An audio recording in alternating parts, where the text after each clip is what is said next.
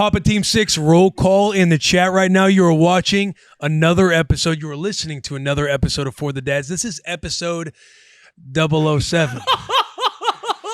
This is episode 007. Sherm dressed for the occasion. And there's a lot of laughter because something honestly very badly just happened. We'll talk about it in a second. I need you to know, whether you're watching me right now, whether you are listening to me right now, you might be on the wall watching for the trash man to come take care of the work that you just put in, getting your trash cans out to the curb. Maybe you're at the park and you're telling your little one, hey, 3 more minutes and it's time to go, while you're listening to the boys in your ear. Maybe you're sweating your ass off in the wee hours of the morning because you're trying to clock in and clock out by the time everybody else gets up. Whatever you are doing, for the love of God, subscribe to this channel. Please. Love the views, the engagement, fellas. Papa Team 6, Seaman Team 6, Seed Team 6, all of the above. We're growing, and it is awesome. Yes. But I need you to know, we got to hit the subscribe button. And for the dads, and look, I know we're on the road. You might be, a lot of dads, you're on the move a lot. So you're probably listening to me in your ear on Spotify or Apple or Google Play. A lot of people do enjoy watching the show. Maybe you're watching with your spouse right now on the TV and you haven't figured out a way to subscribe. Yeah. If you can just stop, whether you're at a stoplight, whether you're a few cars back at a stop sign, or maybe you just want to pull over. I don't know what you're doing, but if you're listening to us on your audio, Papa Team 6 would really appreciate if you could just pull out your phone, open up your YouTube app, just type in For the Dads Podcast. Ooh. Touch our channel, hit subscribe. You don't have to watch. Just the subscription would help Immensely. Immensely. We love you. We appreciate you. We do. Welcome to For the Dads. Sherm, do you want to say what happened? I would love to say what happened. I owe an apology to Will Compton. And for people listening and watching, a big deal did just go down. Like a huge deal. A deal where it's like, I don't know how to react right now because we still have to record our show and we have to bring the juice and I have to bring the juice and we have to be optimistic. Yes, dude. Because you're my mate, dude. Yeah. You're my teammate in the squadron. I'm in the foxhole with you. You're in the foxhole with me, bro. Quite literally. And you said... And to be in the foxhole with somebody, Yep. You got to know that the guy you're in the foxhole with has your back. Fuck. Has every angle covered if that's their role. And I pat you on the back and you shit in my hand. Yeah, maybe you patted me on the back a little too much. But I haven't. We did the performance reviews last week. I know. And that went well. We talked about details and we talked about structure. And we talked about my weakest point. The fine details. And having it written down. Having it written down. But this was something that doesn't need to be written down. This is something that does not need to be written down. It's right up there with breathing in the production world, I would say. Or drinking enough water. Papa Team 6, moms, dads, Seaman Team 6, C Team 6 need to know as they're listening to this, I'm very frustrated. Yeah. I need to talk about my feelings. It makes me angry. I think this is healthy. I feel alone when you do behaviors like that. Yeah. Tell them. Well, first off, would love to create a safe space for Will to continue to get this off his chest because I feel like that's the best way to deal with it. To dive right in, I forgot to hit the record button on both audio and video. We were recording for how long, Chef? Chef has a mic, by the way. Chef, who is the leader of Seaman Team 6 at the moment, he has a mic now, being able to chime in so you don't have to hear him from far away. We were going about 45 minutes. Great job of keeping it under an hour. We were just about to keep it under an hour. It was potentially maybe the first time ever. We were on the lesson. 45. The episode was almost done. Will was getting into his lesson. I look over at the audio and the video, and I see no red light like I do now to where it's rolling. We recorded for 45 minutes, and it was so much fun. And it was going so well. And Sherm stands up and he's like grinning at Chef, like pointing down at the little, what's that called? Zoom recorder. Little Zoom recorder. I look over at Sherm, I'm like, what's up? And he's like, I didn't hit record. So I'm like, so we didn't get anything that we just, the last 45 minutes, nothing? Nothing. He's like, chalked up to the wind. He's like, I'm so sorry. Well, I just. If I can add, it was dead silent for maybe 5 minutes. Yeah. No one spoke. That's a long time around here, too. Yeah. Because we got a lot of talkers, especially in this room. Because it's Friday right now. It's Pizza Friday. Vibes are supposed to be up. Y'all are watching all this shit that goes down in the shop. This is the safe space. This is the space that it's like, get to go have some fun. Get to go have some fun with my boy. With your boy that let you down. I'm the one that's stuck don't get the to knife see. in. We play video games, but don't get to see all week. You're a bright light. Yeah. In the shop. Yeah. And I just came in. I shit in your hand, quite literally. And I'm stuck because I'm like, I have to accept this and get over it as fast as possible because we still have to record for the dads. Yeah.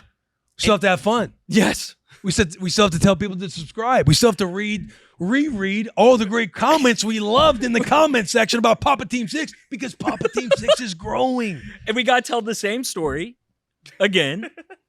But that's okay because they're really good stories. And I would love to hear it again.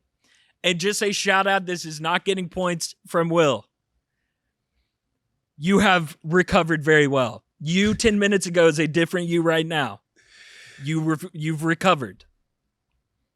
I'm tense. How do you feel on a scale of 1 to 10? I don't know, dude. You look like a... Feel in what way? Like, we talking like good mood? Well, no, just able to go. Because you look like a 7, like a high 7 right now. Good. I believe it. Hey, he didn't hit record? Good.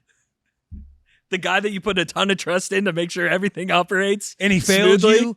Good. Good. Oh, hey, Papa Sherm, who said he was going to show up at 8:30 and get with Chef to go over the details and structure and line out a process of the show so there's no mishaps. Sherm didn't show up at 8:30. What time did you show up? I don't know what time you showed up. It was like 9:10. Guess what? Your boy doesn't show up. Good. Instead, he sends you a picture of a raccoon in a cage on his roof saying victory. Good. Good. He's trying to weasel way out of why he was. I texted Sherm back when he sent me that. I was like, great creative way of letting me know that you're not here at the shop by the time you said you'd be at the shop. True. Worst part of that is I didn't even know what time it was. To which I replied to your text, fuck. Yeah. Vibes are up, man. Vibes are still up. Vibes are still up. God. Do you want to get into comments? Yeah, let's read some comments. Because I tell you what, I love what we got brewing with Papa Team 6. We got moms giving out their names. We're hearing ovary ops. Chef, you're going to have to read those again. You're going to have to give the same shout outs. I can do that. That's true. That's true. The gal in the comment section of our Instagram, the at For The Dads Pod, when we dropped the Papa Team 6, I want you. And she's like, I got female team names loading. Check your DMs. We have some good stuff. We have some Natalie from Southeast Missouri leaving comments on what the Delta Force, what moms could be called there. We have some good humor. We have people buying in, leaving comments, supporting the cause. Yes. And we want to deliver them a good episode. A good episode, a fun episode. But PT6 is firing off in the comments. I'll start. We had our good friend. And you're wearing a tuxedo. But you know I what? get a 007 episode. I love it. I'm like, let Sherm be Sherm. He texted me. He's like, hey, we should wear tuxes. I didn't respond to him.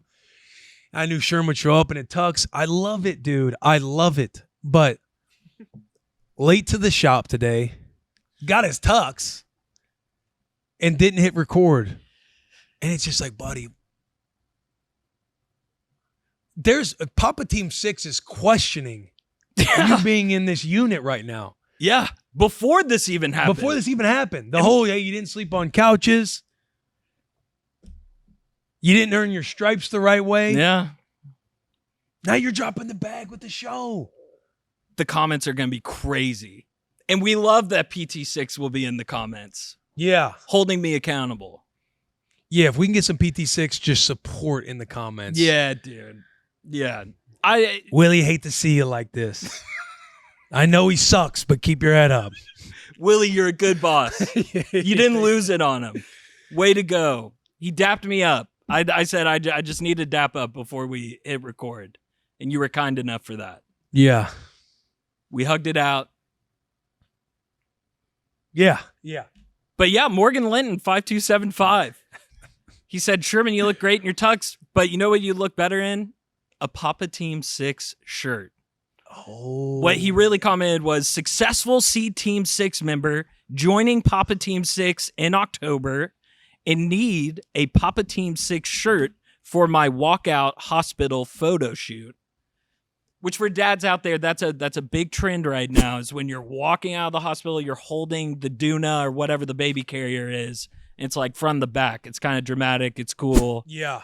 It's a great, I have an Insta post for it. Who sent the comment? That was Morgan Linton, Morgan, 5275. number one, first off, congratulations on having a kiddo. Second thing, your prayers are getting answered, brother. We have our first Papa Team 6 shirt dropping. You're listening to this or watching this right now on Wednesday.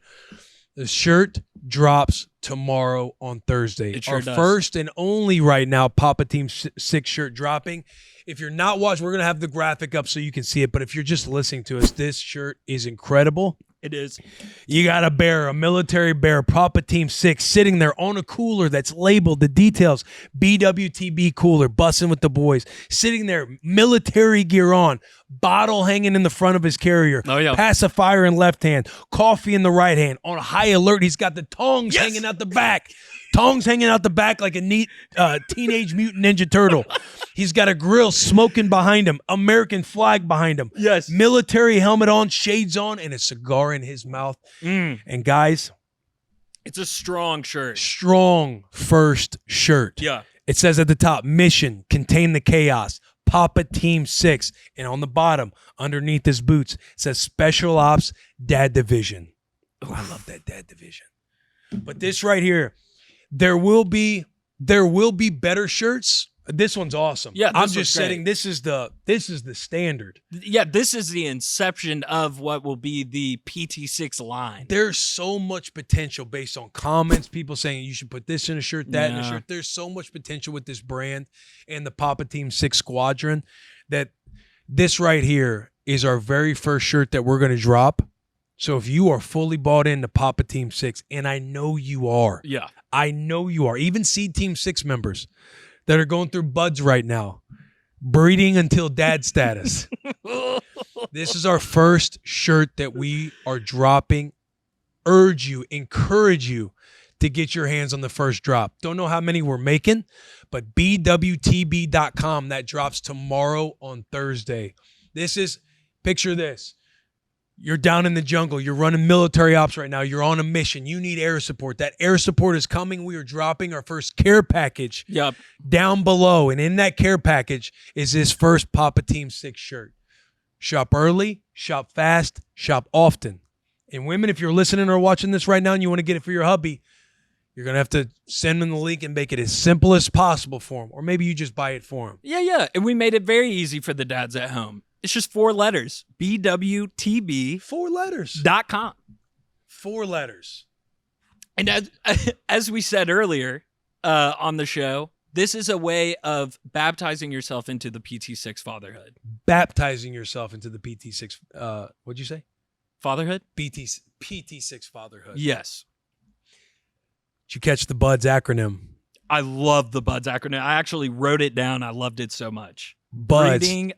Seed Team 6, the soldiers that are in Seed Team 6 in BUDS training to become a father. BUDS stands for breeding until dad status. I love it, dude. I love it. I love it. we have so much fun on this show with I this know. brand. I know. I love you so much. I do love you. I have so much fun working with you. I have fun working with you. This is a really fun opportunity that I am lucky to have.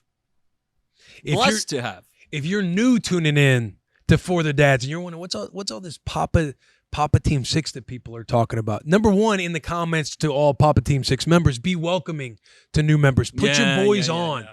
Put your boys on. Ladies, if you're watching, put your hubby on. Put your man on this stuff. Put them on. They're Seaman Team 6. That's what your solo dolo. Again, Chef Jack, he's part of Seaman Team 6 right now. Is. If you're married, you're seeking to have a kid, you are now part of Seed Team 6. You're dropping seed. You're dropping bombs. Bombs over Baghdad. Bombs over Baghdad into the ovary operations. Right? Yeah. Yeah. That's right. Yeah. And then you will be accomplishing Bud's training that's breeding until dad status. And when that dad status hits, that's when you're part of Papa Team 6. Because guess what? Papa Team 6 wants you. Papa Team 6 wants you. This is a show that embraces fatherhood, the highs and lows, the sucks, the love, everything in between, the fun moments, the bad moments, the moments where you're in the foxhole with your boy and he lets you down and you just got to talk it out. This is that show. This is that safe space. This is that show. So if you're new, welcome to For the Dads. Yes, welcome to For the Dads. Also, remember, 601 The Dads, if you want to call in, drop us a line, ask Will or myself a question, tell us a funny story. Yeah. Maybe you have a dad hack or a survival kit that you want to share. And if for our international listeners, we had Nathan. Here, I'll grab this little Aussie flag that we made for Nathan. I love Nathan so much. Please tell me we're just going to run a call from him. I hope so. So we can listen to his voice. I wish for Nathan is really the only thing that could fix this situation at this point. If we had a call in from Nathan to empathize with you and give me a pick-me-up and support.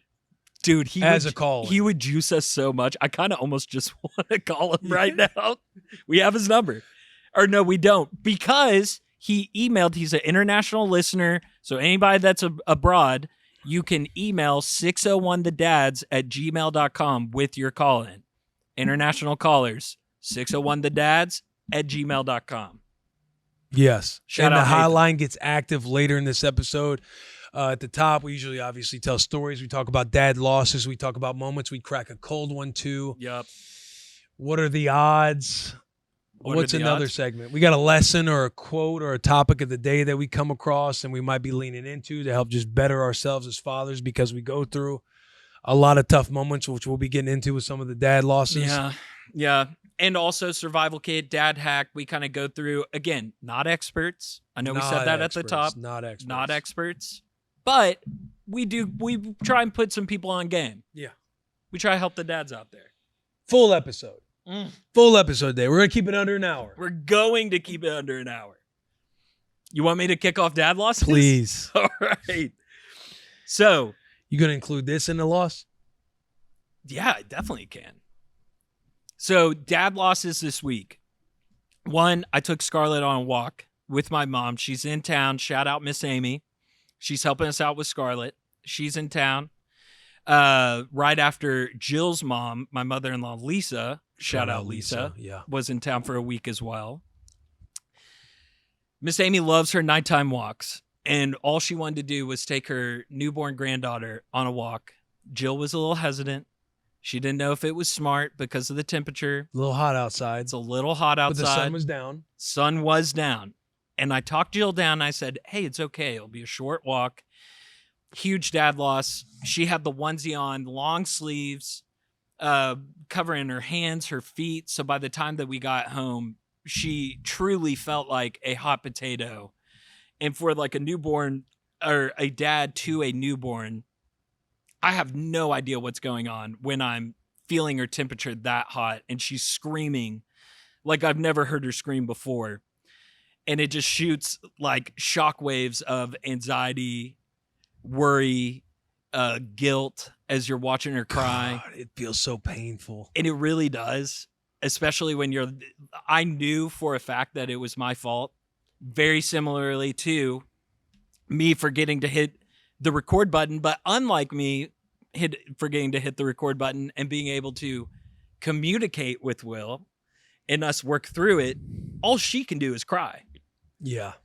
And so you're like, because you're holding them close, you're apologizing. oh yeah, Maybe you're testing them a little bit. Hey, you're crying a little too hard here. Like, you got to toughen up at some point. All you do is eat, sleep, and shit every day. yeah, get it together. Yeah. What are we doing? Yeah, let's create some thick skin. Like, if I'm being, hey, you know what? You step out of the room. If I'm being honest with you, you're kind of being a little bitch right now. It was what? You're kind of being soft and lazy. You don't do nothing throughout the day. You can't go on a little brisk walk and get a little sweat going. It was 81 degrees outside. You know where Dad is from? Dad is from Texas, Yeah. where it's 108 degrees outside. Sweetheart, we don't cry over Tennessee heat here. I'll take you down to Texas. I'll give you something to cry about. Oh, the humidity. It's good for your skin. What is she, 2 weeks? 3 weeks? 2 weeks. 2 weeks? Yeah, 2 weeks. And just cooking in Miss Amy's arms. And we didn't realize it until you get home. And Jill said I was beating myself up like really bad. I was pissed off at myself and just kind of like getting quiet, not shutting down fully, but just like started piddling around the house to distract myself. You had so much anxiety on the first recording we did before this episode when we were recording the other episode. You had so much anxiety that you wanted to go to the emergency room. I did. Yeah. No, I truly, in my head, We need to go to the hospital. I was like, we got to go to the hospital because, and this was before I woke up Jill. She's a nurse, RN. So she was able to, take care of the situation very quickly. It was like, oh, just take off her onesie and go into the coldest room in our house and stand next to the AC vent. She'll be fine. Yeah. Like she's Are going you to be sure great. You don't gotta, And in my head, car right now? oh yeah, dude, I was wanting to do the thermometer, which that's a whole thing because it's a anal thermometer at their age. And I'm thinking in my head, oh my gosh, Jill's going to be pissed off at me. Now we got to do this. We got to put this thing up her bum. Scarlett's going to be pissed. This is going to be, and my mom's here. Hey, Mom, I'm a great dad. I just, cooked my newborn child in the sun. But it all worked out. At the end of the day, everything was fine. And Jill said we learn best from our losses. Love her composure in that moment. Yes. Similar to yours. Don't do that, Sherm. Hey, come on. Don't do that, Papa Sherm. Come on. My dad loss is going to be... I'm just laughing because we're just retelling. My dad loss is going to be losing a verbal negotiation with your toddler. I lost a verbal battle with Rue. We usually eat dinner around 6:30 at night. On this given day, it was a couple days ago. It's around 6:30. She did a great job. I was saying it on last week's episode. Trying to get more protein going. Found these chicken nuggets. She loves the chicken nuggets. Don't blame her. Add some broccoli. That'll be more of a crack a cold one situation because I found a nice little move when trying to get your toddler to eat vegetables. She eats her dinner. It's around 7 o'clock. That's where we go upstairs to get Scotty ready for bedtime. Start to prep Rue. Like, it's time to calm down. No, we can't watch TV.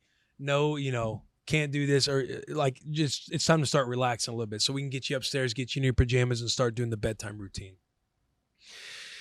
Rue wanted to go to the playground, which is new. Usually it's not like if we hit the playground, we usually hit the playground like when I get home. We all go as a family and hit the playground. Yeah, Everybody's out, especially on the nice days. It's been hot as shit recently, so we haven't been in the playground much.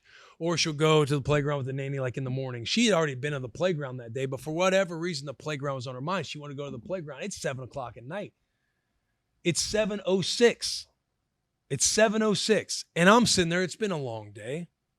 We were at the bus, not all day, but got home probably around 4:30, 5 o'clock. Yeah. You hang out with the kiddos. You're playing on the ground. Scotty's little nickname right now is Scottzilla because she goes and terrorizes anything going on. She's like army crawling everywhere. It's adorable. But anything she sees on the ground, she goes like, it's not actual playtime until every floor is just pulled off the shelf onto the ground because she just wants to pull everything down. Or she goes into Rue's room and she sees a railroad track set up. She just goes right for it and just basically tears it all apart. Like, oh no, Scottzilla, she's on the way. And I'll like grab her and drag her. Is Rue loving that too? Rue gets upset. Oh, okay. Those are moments where it's like, hey, Rue, you were like this too. Yeah. You know what I mean? You're trying to tell her, but she gets pretty worked up. Like, Scotty's gonna get.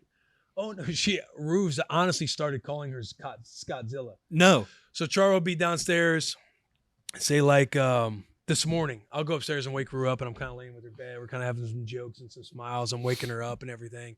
Then Mom will come up with Scotty. Then we'll have all of us in there.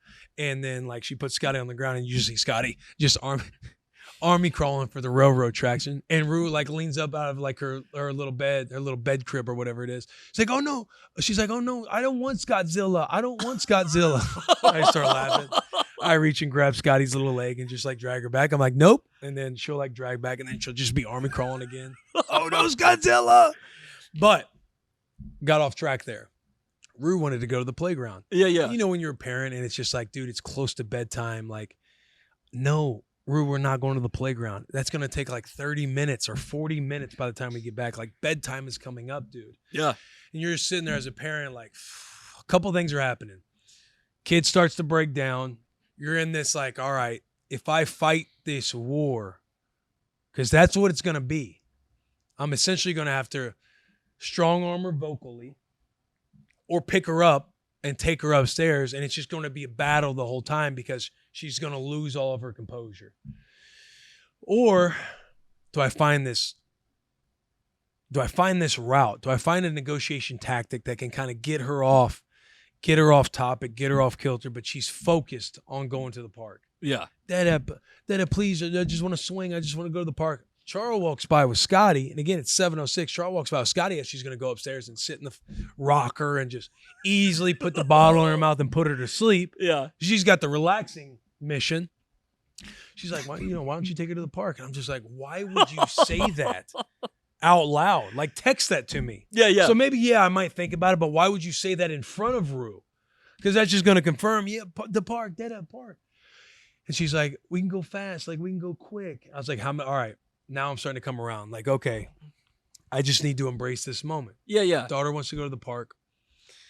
It's only 7:06. It's only 7:10 at this point. Yeah. We can go to the park quick because park's not too far away.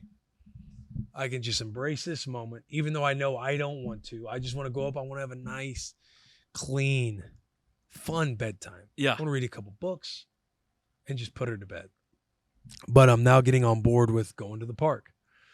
So I'm like, all right, how many minutes do you want at the park? And she's like, 5 minutes. I'm like, all right, we can go to the park. I give her a few more. I'm like, hey, we can do 10 minutes at the park. Yeah. But we're leaving after 10 minutes. Do you understand? Yes. We're going to have a good, clean bedtime fast when we get home. Do you understand? Yeah. All right, go get your shoes on. We go to the park, and honestly, like a blessing in disguise, we get to the park, and you're sitting there like, she's like, Dad, there's no kids there. There's nobody at the park. It's just us. It was awesome. We get out, it's quiet. She's like, why aren't there any kids? You hear the bugs in the background. She's like, why aren't there any kids? And I'm like, oh, everybody's eating dinner or getting ready for bed like you should be doing right now. But your dad loves you so much. You got a cool dad. You got a cool dad. Papa Team 6 that he wanted to take you to the park and spend some time with you. Push her on the swing. Timer had started on my watch. Sweetheart, you got about 6 minutes left. What else do you want to do? We hit the slide. She goes down. I'm like, how many times do you want to go down the slide? She's like, she goes down once and she's like, I want you to come with me, Dada. So I'm like, all right, I'll go down the slide 3 times. Low back, trying to take care of it. Yeah. Go down the slide 3 times. Go 3. 1, 2, 3. We're flying down. We're having a great time. End up going 5 times. 10 minutes turns into 15. She doesn't want to leave the park. Knew that was going to come. Getting her in the swing. I'm like, sweetheart, we have to go. No, I want to, blah, sweetheart, Rue. We have to go home. You said 10 minutes. We agreed on that. Dada gave you 15 because Dada loves you. Cool dad. But now it's time to go. She's starting to, I'm like, sweetheart, we have to go or the monsters are going to come. And for parents out there, just be careful with how you use the word monsters. Because at that point, I turned it into a game. The monsters are going to come when the sun goes down. We got to race to the car before the monsters get us. The Mask, the Grinch, Tafiti, the Bear. Wait, these monsters. Who's Tafiti? Tafiti is the bad guy in Moana. Oh, no. Is that the Bat Lady? Oh, yeah, it's like the girl. She's also like the mountain, the volcano. Yes, Tafiti. That's orange Tafiti. Yes. Nice Tafiti's the green one where she turns good. But those are all of her mortal enemies. The mask, the Michael Myers mask that sits in the closet. So I'm telling her the monsters come out. So we run in. And, we get home probably 8 o'clock, a little past 8. Usually I'm hoping to be walking out of her room from bedtime around 8 o'clock, 8:15. But we get home at 8. All right, it's bedtime. Dude, it takes an hour for me to get her to go to bed. She's just got energy. She's having fun. She's like, Dad, I want to read these books. I want to read them by myself. I'm like, all right, you can't read, but go ahead and look at the pictures. Is she saying goodnight to anything? No, she's just like saying, I guess, what's on the picture. I don't know what she's saying. Yeah, because I'm trying to get her. I'm going to make it easy for her. Hey, you read the book. I'm going to brush your hair while you're reading. Knock that out instead of doing it last. Pro move. I'm going to lay out her pull-up and her pajamas. Hey, these are pajamas. Whenever you're ready to go, time to get out of your clothes and stop reading the book. And by the way, Fancy Nancy, I am so over Fancy Nancy. Fancy Nancy is so difficult for myself to read at times. I find myself sounding like a fourth grader trying to read when I'm reading Fancy Nancy because it's these fancy cursive letters or these just me getting mad about things. It's these fancy letters that make it a little difficult to read. And there's a lot of verbiage. It's like Fancy Nancy gives you a lot of fancy words and then gives you the definition of the fancy word. Like, this is another name for doing this. And it's teaching them language and teaching them vocabulary. I understand that, but there's too much going on with Fancy Nancy, and Fancy Nancy kind of pisses me off. Does it give you a good cadence? Like, does it feel like the formula is the same on each page? Or is it almost like it's structured so wildly that... Bro, there's this one book that's structured so wildly, like she's opening up her ooh la la fancy, like, mani-pedi store or something like that. And on each one, there's also instructions of how to do a mani-pedi. I skip those and read the few lines above and below, but there's so much going on in these books. Some stories are all right to read. You get through them. Fancy Nancy didn't get a part in the play where she wanted to be like a mermaid or something like that. Oh, no. There's another one where she doesn't go to bed early, so she's cranky the next day, and that's why it's important to get your sleep. Come on. There's some good messaging in Fancy Nancy, but overall, Fancy Nancy has too much going on. Yes. And it, again, difficult for me to read. And I'm not going to say difficult like I can't read. I'm saying difficult like all we have is a nightlight on or like a lamp on when I'm reading. So it's a little darker in the room. So it makes it a little more difficult to read. Nancy did what the fuck she do? What is she doing? What's Nancy doing? I will say, Eloise at the Plaza. Have you ever read that? Possibly. Okay, because that book, and this may be a hot take, but that book is equally hard to read because of the breaks in it. I want Oh, the Places You'll Go, Dr. Seuss style, and then they Old went hat, to new this. Hat. The new hat, and I know when to Good inflect flow. my voice. Good flow. Yes. It Fancy sounds like Nancy's kind of all over the place. Okay. It's just a tip out there for the parents. Some of you might love Fancy Nancy. I got a bone to pick with the little girl. Don't blame you. So I'm going off on a tangent. I know we got to keep this under an hour. But the dad loss is losing a verbal negotiation with your little one after dinner time. I ended up at the park. The park turned into a win. The loss then was it took her an hour to get her down for bedtime. The other loss was the ripple effect of saying monsters at the park because at the end of bedtime, she wanted to ask about the monsters and can they get in the house? No, they can't use their hands. They don't know how to open doors. So they're not going to be in the house? No, but what about outside? They're not, I lied. They don't come out at nighttime.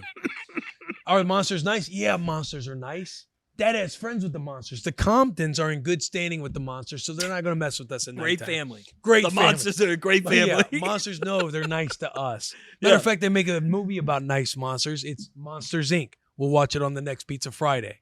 Okay, what's this Pizza Friday? So we're listening right now. It's July 18th, Friday. Okay. Family and I, we're going to Canada tomorrow on the 19th of July. Don't get back until the next Sunday. Yeah. So people that are listening to the show right now, your boy is in the middle of Canada going on some hikes. I'm going with my best friend Nick and his family. We're bringing both families. We're going to have fun. We're going on a lot of like nice excursions out there in the Northwest. It's going to be a lot of fun. That's what I'll be doing currently. However, today on Pizza Friday, as we're recording this podcast, we are watching Monsters, Inc. tonight because of the Monsters ripple effect that this week has had because I brought up monsters at the playground. I was doing my gas station run last night. Charlie was on rude duty, got Scotty down wonderfully. And so I went on my little gas station run to go get me a couple drinks. Give me some nicotine. Yeah. Charles, hopefully he's not listening.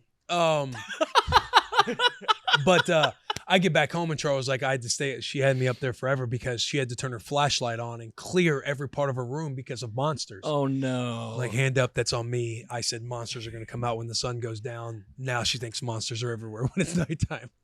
Which is, healthy boundaries with outside and it being dark out. Yeah. but a learning lesson as well. I feel like throwing the word monsters around. Yeah. Just know how to use it. It's great. It's great ammo in the backpack. It's great ammo in the backpack. Just know how to use it. Because there's going to be a ripple effect with monsters. and having that extra lore already built out for when those questions start coming. Maybe on the drive home, you're telling yourself, okay, but the monster, they come at the park. They don't come at the house. It's a little different. Exactly. Because you got the park monsters. Exactly. My mistake as a dad was saying the monsters come out when the sun goes down. That's a blanket statement. That's a blanket. Universal, sun's down. Holy shit. Monsters are surrounding the house. Not our house, sweetheart. They can't use their hands. They don't know how to open doors. Dad locks all the doors anyway. Sweetheart, no, they're not mean. Dad has friends with them. As a matter of fact, I just talked to him before I came up here. I said, hey, don't bother our house tonight. We got sweet. I'm saying all this stuff, bro. No. Also, a very selfish note, but you bringing up Nick, dude, it breaks my heart that you're going to have to tell him what I did today on forgetting to hit record. You're going to have to break that to Nick. And that's Nick listens. He listens. Nick listens. And he said some very kind things about me. Shout out Nick. He did. You're like his favorite podcaster. Left me down and like outside the top 10. But yeah, we'll revisit that list after this episode. I'm sure he's gonna be like, "You can't do that to my boy." No, he'll probably scold me for hey, be easy on him. Did you yell it's at him? It's a good boy. Wait, you yell at him or something? Yeah, Papa Sherm's. I didn't yell at you. No, you didn't. You didn't.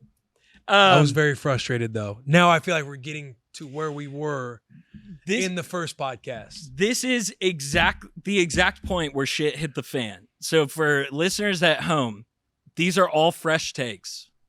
This is where the fun begins. Yeah. Can I tell you what we missed? Yeah, go ahead. At the top. Please. Because we love engaging with Papa Team 6. Yeah, dude, we got to. The roll call that's been going on Story and Twitter, where I'm sitting there and I'm feeding little Scotty the bottle, and I take a little selfie with a flex or a little selfie with a smile, doesn't matter, and you just hit Papa Team 6 roll call, and people just comment and respond with photos of them and their kids. I love it. I love it too. And again, if you're listening, like I said in my Instagram story, tag @ForTheDadsPod, so that way we can share those stories and share the roll call that you guys are clocking in. And it doesn't even necessarily have to be one of us that start the roll call. Yes. Like if you're at nighttime, it's like, oh, I got to hit the roll call. Or you're having a little tough moment. You're like, you know what? I got to hit a roll call. A listener roll call would go crazy. Yeah, if you want to retweet, if you're looking for some, what is that word? Where people are clicking, clout, but they're clicking on your stuff. Engagement. You want an engagement farm? I know a quick way to get a Will Compton retweet. A little PT6 check-in. Yeah, I do love them. When everybody's like tagging us about a dad story or whatever it is, whether they're hitting like a roll call, just checking in from the trenches, love this message, love the lesson or the quote or the story, the dad hack, whatever it is. Yeah. When people write something, that's the fastest way to my heart. It sticks out to me. I said this in our earlier podcast this morning of the post that Chef put up of the I Want You, Papa Team 6. Yeah. Jill was mentioning that some of her friends are even seeing those posts and they're just like, I love the way that the podcast does have this community of like checking in on the listeners. Like it's not only like, hey, you win a shirt or hey, subscribe, blah, blah, blah, but just like the constant like, hey, PT6, how we doing? Dude, the PT6, people saying ST6 for C Team 6 or Seaman Team 6. I love my Seaman Team 6 members. Love it. Love them. I can't. Did I say the BUDS acronym? You did. Yeah. In the second episode? In the second episode, but worth revisiting if you'd like. I'm just glad it's out there so people even start utilizing that when they say BUDS training. It's like now there's another inside joke of breeding until dad status. And then moms, again, to go back into the comments, because we, at the top of the episode, we kind of glossed over that. Yeah.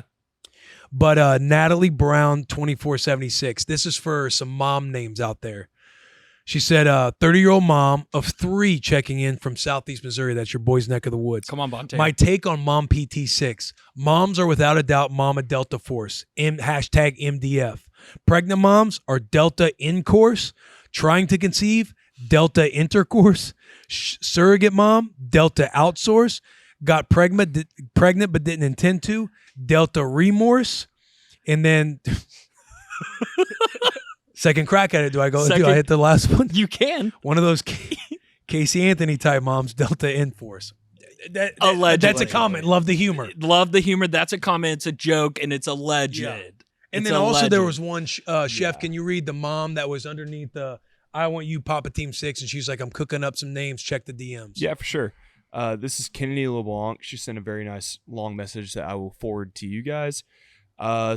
Female listener squad names: Ovary Ops and Womb Raiders. Ooh. Love ovary ops. Love ovary ops. And we were talking about it on the first one. We were. But womb raiders. That's like a mercenary. Yeah. We were saying. It's like a mercenary group that doesn't necessarily work with all the military units that we're creating. You know what I mean? Womb raiders feels like it's like an outsourcing. Yeah, it's like a special ops. From the private sector. What did I'm blanking again. Did you say splinter unit? You said splinter unit. It's a splinter unit. Yeah. I almost think of like caretakers or like nurse types or nanny types or, babysitters. Like they're coming in, they're helping where they can. Yeah. That's kind of what I go to.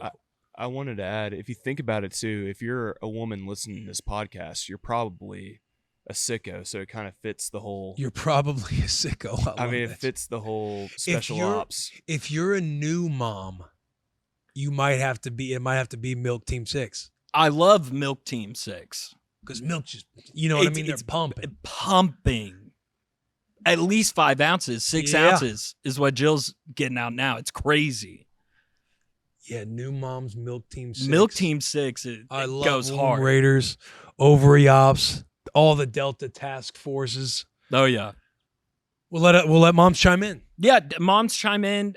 We need to have a mom podcast collaboration. I would love that. What was the name?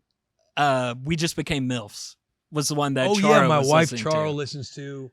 Did we just become MILFs? I believe. Is what it's called. Oh, did we just become MILFs? Yeah, did we just become MILFs?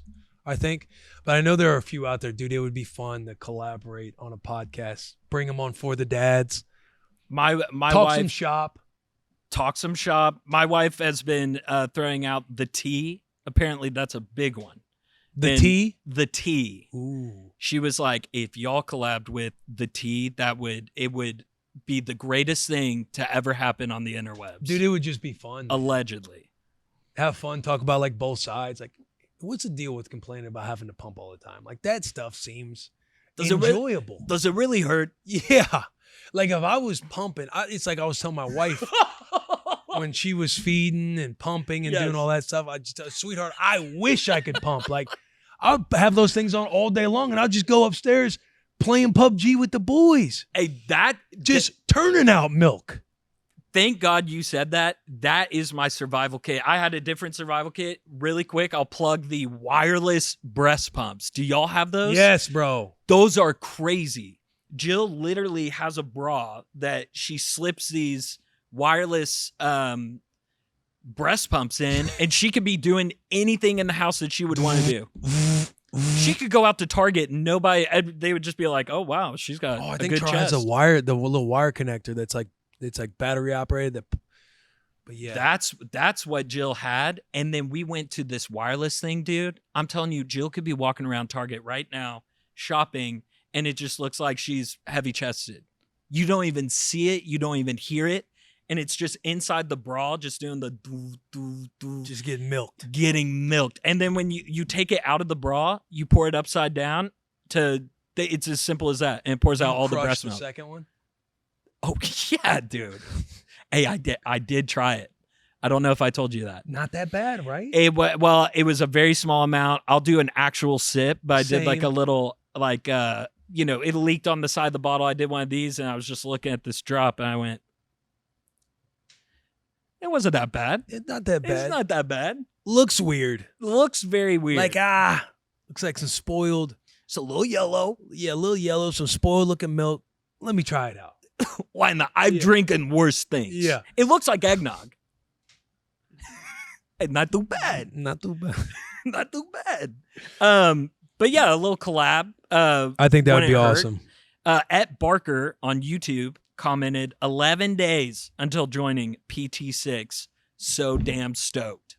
Yes, bro. Come on, Congratulations, Barker. That he's gonna be in it. He's gonna be in it just like you. He will be. He will be a Papa Team 6 member. This one comes from Hambonius Rex. See Team 6, twin boys inbound. Good. Wife struggling, so I'm building all the furniture, cooking, doing laundry, and the grocery shopping. Good. I love it. You got to embrace it, man. I will say with the furniture building, and I think we've talked about this, you don't like furniture Oh, building. buddy, I task rabbit the shit out. Charles like, hey, it'd be fun if you built the crib. It would be fun, wouldn't it? I'm not going to. Which shocks me. I don't think it's a bad thing that you don't build it, but I get so much, like, it's almost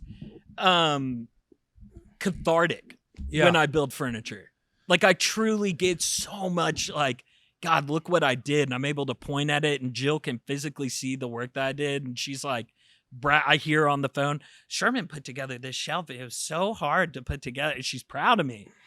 I'm like, damn, I need to keep doing that. What makes me ultimately having to do it, because there'd be a couple furniture pieces and I'd want to task grab it, but Charles wants to build it. She starts building it. I feel bad. I go in and build it with her. There you go. But I draw a boundary. Sweetheart, just took a little bit of time. I'm task rabbiting the next thing. Yeah. Well, especially if you have I painted a couple rooms. There you go. Yeah. Painted Rue's room. Painted our office. I don't think I painted Scotty's room. But yeah, manual labor and Willie C. Look. Do I think about, like, I built a couple things for the kiddos. Do I remember building them? No. You know what I mean? It's not like I look back, oh, Papa built that for you. Yes. I will say this. When I look at you, the way that you interact with the world, you do not seem like somebody that's not handy. Yeah. Like, you don't give off any type of, I've seen you around the grill at the Father's Day at the Dad Combine. Yeah. Like, you know what you're doing. You're handy. I love that you say that, because as my boy, I'm sure he's listening right now. He's probably chuckling, knowing he's like, Will hates anything manual labor related. Now, who is this? Nick. Oh, Nick. Now, Nick. am I competent? Can I read directions and get it right for the most part? Yes. Sometimes I might have to backtrack. Fuck, I got to pull this all back apart. I did the wrong screw here. Yeah. I just don't care. It's just not my bag, dude. Yeah, that one There's time. too many other things on my mind. Like, if, like, hey, you know, oh, let's build this thing. I'd love to just check out, take a mental break, and put my hands on something and build something. There's no stress, but there might be messages that could just come across my phone. Hey, forgot to press record on that entire episode. No, but truly, you do have way more traffic going on your phone than, like, the normal human. And it does give me an opportunity to shut off my brain. But I feel like I'm able to afford myself that, where maybe less so with yourself. So Yeah. I get that. But if there was a badge for, like, furniture building, I wouldn't feel right accepting that badge. Even though I've done a couple things, I wouldn't feel right accepting that badge. Does that make sense? Yeah, like, if you came in next week and you said, Sherman, love you so much, fully forgive you for not hitting record, and / I thought about it, you get your couch badge. You didn't really earn it, but I'm going to give it to you. I wouldn't slap it out of your hand, but I'd be like, I'm not putting that thing on. That's kind of my mindset. Yeah. I wouldn't give you the couch badge. No. But in that hypothetical, that's the mindset I'm on. Because I know there's dads out there, it's like, it's a badge of honor. Yeah. You're building your kids, like, toy sets and doing all these things, like, for Christmas. I had to put together Rue's Chevy, and then the little red car with the little yellow roof. Love those. Put those things together. The Winnie the Pooh car. Yeah, it's not like I sit there and I'm like, I'm ready to dive into this badge of honor. I'm like, shit, Christmas is tomorrow. I do gotta fucking build this thing. Yeah. Any other comments? As far as Benjamin, my little girl is days from taking her first steps and being on the move. I look forward to watching these episodes. It's such a more realistic way of showing how dad life really is. Hope both of your families stay healthy and happy. Dude, shout out the first steps, man. Dude, when Rue, I got the video. I'm like sitting there in front of her, and mom's got her little arms, and it's like, walk to dad. Like, you'd seen her take a couple steps, but now she's like, She's about to walk to data, and I just had the camera sitting in front of her. Mom lets her little arms go, and she's just like waddling over. Dude, it warms your heart, man. It's the best. I watch that video so often. It's the best, man. Video as much as you fucking can. I am already getting my heart broken with seeing things on TikTok of like newborn to 3 months. Like, look at the difference. And it's like a little 5-second video of them as a newborn. Yeah. And then it jumps to them as 3 months. And I physically, in my heart, felt like a, when I saw that 3-month-old. I said, that baby looks way too old. It's huge. What's going on? It goes, man. Charo, every month, we'll do a monthly photo with like a little sign next to him with the letters, like 6 months old, and get him to smile. And she did it with Rue, doing it with Scotty. The little growth chart. Yeah, just capture as much as you can, man. Capture as much as you can. I need to do a better job. And to that point, and I'll read out this comment too, because we all did a good job of replying to him. This came on Twitter. This came on our For the Dads check-in, our Papa Team 6 check-in post. Tim A said, Seed Team 6 here. We got our induction date today, and man, I'm shitting myself. I was in the mindset that it was already real and had already hit me, but I was fucking wrong. Full panic mode, engaged, and damn near had an anxiety attack, but held it together for the wifey. I remember that one. Yeah. Will you reply to it with a great comment saying, hey, don't be scared, and tell wifey, how you're feeling. You're not alone in this. I chimed in, said you're crushing it. The fact that you have anxiety shows that you care. You're going to crush it. For the Dad, Chef commented on it. But I want to challenge myself, and we talked about this in my mid-year review. I was thinking about this last night when I was going to bed. I was like, God, I got to reply to more comments, because we're getting so many comments that it's not like it waters it down to where I don't care, but there's just so many comments. And you like say like, okay, I'll get to these in a little bit or something. And then you kind of forget, because it can be overwhelming for sure. Yes. And then I think to myself, they spent so much of their time to put that out there. The least I can do is heart that and give some sort of reply to like show PT6, like, we're reading these things, because I'm reading damn near almost all of them that I'm getting tagged in. That's the most fun part about this. Yeah. Is like the goal is like building a community of dads, Papa Teams, even the females that are involved and comment and everything else. But it's sick.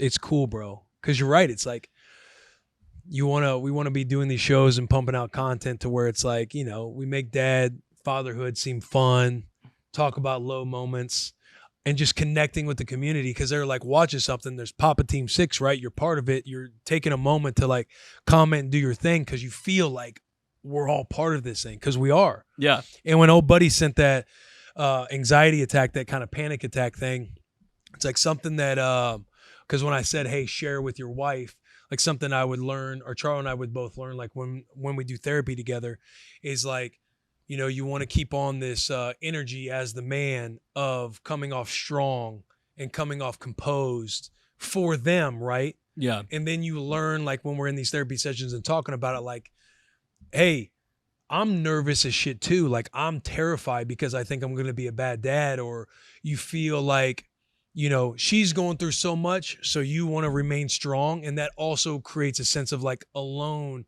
like this lonely feeling for yourself too. Because it builds up. The stress will build up in you at some point. And just communicating that stress with your partner, because again, it's not about strength. It's about just connection. It's about, sometimes that is a strength. It's just, hey, we're both fucking terrified. Yeah. And we're both going through this. And I feel like I want to help carry that for you, but your partner also wants to know that you are terrified. That probably helps them feel a little more comfortable as well. Like, as a man, you don't always have to come off strong, especially with your partner. So you tell her, hey, bro, the gentleman that sent that message. Yeah, Tim. And in my reply to Tim, it's like, dude, share that with your wife. Like, I'm telling you, she wants to know what you're going through as well. It's not about just like, they're probably feeling like, man, I'm stressing out so much. I'm doing all these things. Like, he seems to have it all together. Like, should I continue sharing all this stuff with him? Does he even want to hear about it? It's like, bro, you tell her that you're going through the same shit, or you're going through your own walk with it too. Like, that's where you can both connect over all that stuff. Then you go into the fire together. Because I promise you, no parent feels like they're just ready for it all when parenthood comes. Everybody's excited and everybody's also terrified because it's like, am I going to be a good dad? Am I going to be a good mom? Am I going to come up short? I didn't have the best upbringing. Am I going to be a replication of what I grew up in? Am I going to be carry on the legacy that my parents were to me? Like there's all these different things that everybody has. Yeah. That's all justified, but it's just like you're going into the fire and you want to do it. You want to do it with each other. And dude, the worries that I had, I said this to my friend because he was asking me. He's a C Team 6 member looking to become a dad, and he was picking my brain of just like, Sherm, how's it going? And how I broke it down to him is I was like, the worries that I talked about with you on the show of like getting enough sleep, the diaper stuff, all that stuff, I like laugh about that now because I'm like, it's like we got that figured out. And we're on to the next thing. Like I got bigger fish to fry and to worry about. And I told him it was like, I'm from Aledo, Texas, a huge football town in Texas.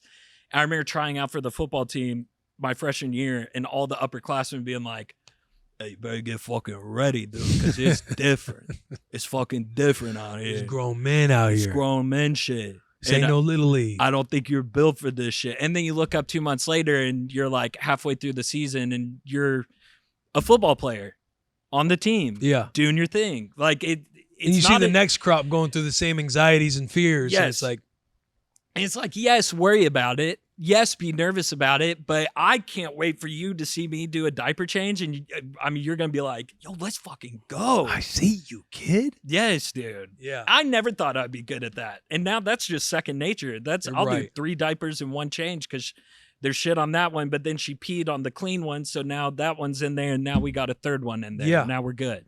Just know that it's all normal and natural, and catching yourself when the anxiety or the stress is building to where you can give yourself the grace of, hey, this is normal. Yeah. Think about the millions, billions of kids and parents that were before us. Look how many humans are on planet Earth, dude.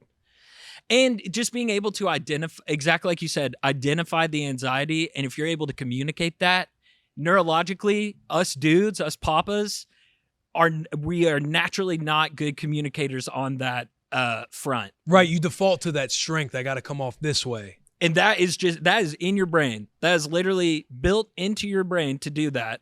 So when you're sharing that stuff with your partner, bro, that's like crack cocaine to them. They will be so excited that you broke down how you're feeling in that moment.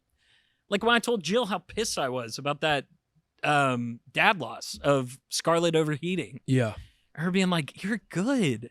She's fine. Look at her. She's asleep right now. And like, it's not going to happen again. You're going to be cognizant of the heat. Well, let's move on. Tomorrow's a new day. Mm-hmm. So can we talk about the other dad loss that you had? ET6 ST6. This ad read is for you. We are sponsored by Roe. If you'd like to speed up the process to getting a boner, look no further. Roe Sparks are a 2-in-1 prescription treatment for guys who need a secret weapon against softness. Roe Sparks can give guys bigger, thicker, and longer erections because they get fuller faster. After Roe Sparks dissolve, they work in 15 minutes on average. And if prescribed, new sexual health patients get $15 off their first order of Sparks on a recurring plan. Connect with the provider at roe.co/dads to find out if prescription Roe Sparks are right for you. That's ro.co/dads for $15 off your first order. Back to this episode that I got to kind of be a fly on the wall for. Oh, yeah. Okay, so this was technically my motherfucked moment. We had, I titled it The Battle for the Belt. Jill won. Spoiler alert. She won the belt. Let me read a little quote here, and you guys can guess who this quote is from. Listeners at home, this might seem familiar. Show your kids what resilience looks like.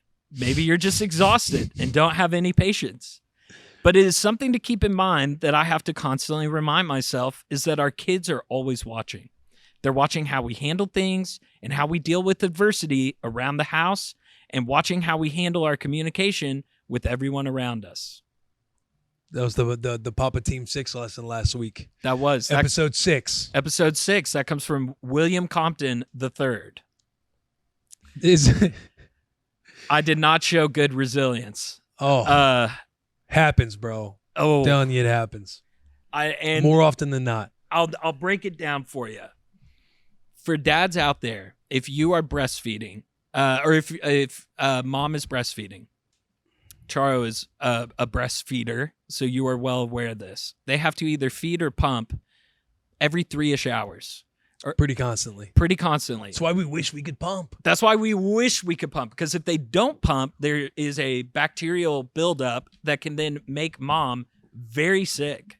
Not just baby. Create like a clog situation where that's painful. Yes, dude. But essentially, mom's got somebody on those milkers 24/7, whether it's a baby or it's a pump. Yeah. And it is something to where the most sleep Jill has gotten in a set contained amount of hours is probably 2.5. That's probably the most sleep that she's gotten, because she is just wanting to be superstar mom of, if the pediatrician, shout out, wait, can I say my doctor's name? If you want to. Or no? I don't know. There's nothing legally you can't. Yeah, she can't talk about us, but I could talk about her. Yes. Sure. Okay, Yeah. shout out Dr. Steigelfest. Great name. She says, Jill, you got to pump every 3 hours. Well, Jill's going to be like, by God, I'm pumping every 3 hours. Right, because again, it's like any type of buildup that happens, if they miss, like moms definitely want to stay on that stuff. Absolutely. Milk Team 6. Milk Team 6. I bet that there are a lot of moms that don't breastfeed, and so they are getting some better sleep because they're feeding on formula. Or maybe there's some moms that they'll skip a pump, because you can at the end of the day. Right, you can skip a pump or a feed and go formula. But Jill is not that way. She's like, I want to feed whenever I can. I want to pump whenever I can. And I'm operating as, I'm not sleeping the best either, but nowhere near 2.5 hours of sleep being my best night's sleep. Yeah. And so when I'm showing signs of, I'm kind of tired, I need a little bit of an escape, I need to play video games with the boys. Oh, honey, the boxes can wait till tomorrow. Oh, honey, this can wait. I'll make the bed for my mom coming in town later. Honey, I can't wait. I need a nap. This is going. I need a nap so bad. If you just let me nap for 30 minutes, I just need a nap going into this night shift, and I'm going to be solid. I'm going to be set.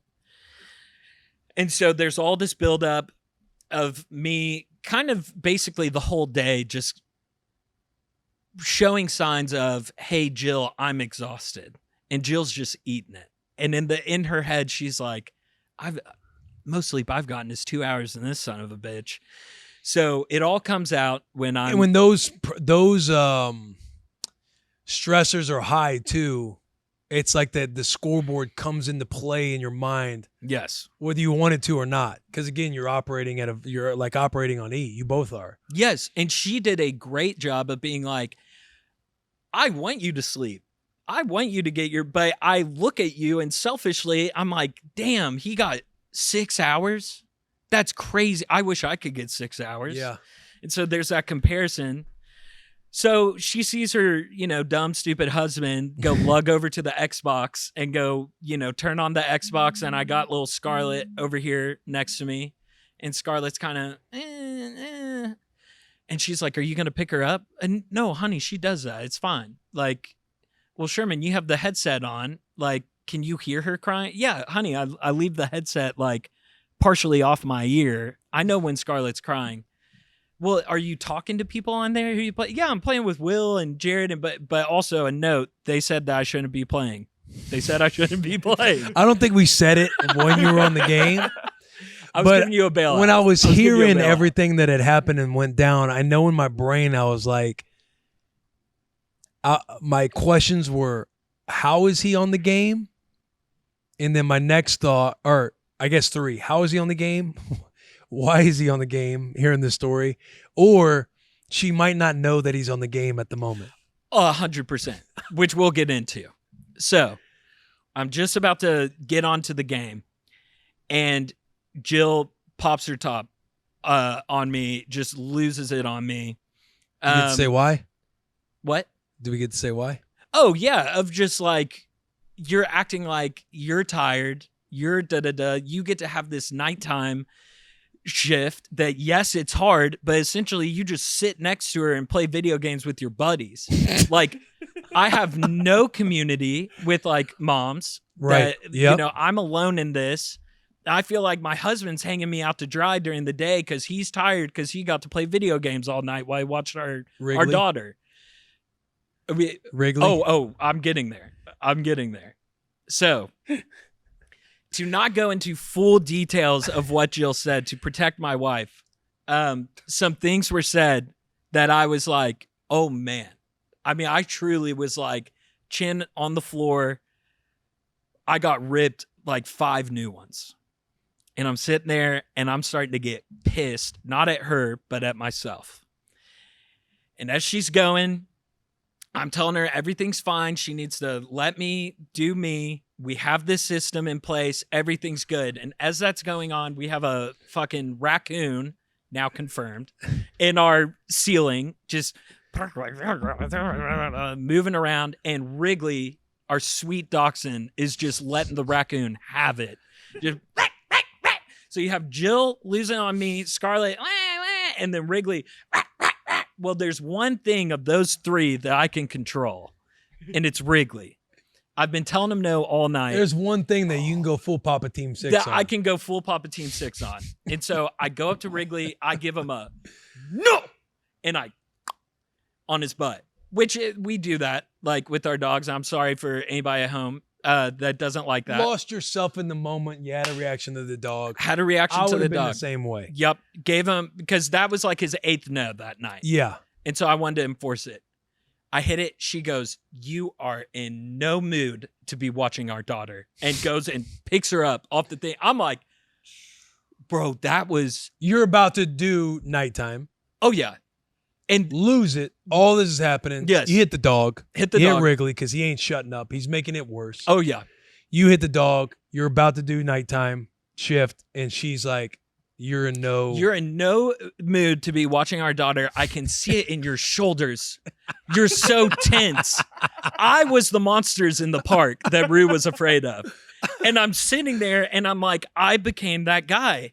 Like, my wife is like scared for me to watch my daughter. Like, am I a bad dad? Like, am I a monster? Like, what? Oh my gosh, I would never hurt Scarlett. I would never hurt Jill. And I'm not reacting verbally to Jill. I'm eating everything she's telling me, because last time she lost it on me, like, what, 6 weeks ago? Yeah. 75% of what she's saying is right. Yeah. Which it was. All of it's built up on you. Oh, yeah. Moment dude. happens. And so she's holding our daughter, and I feel like I'm losing custody of my daughter.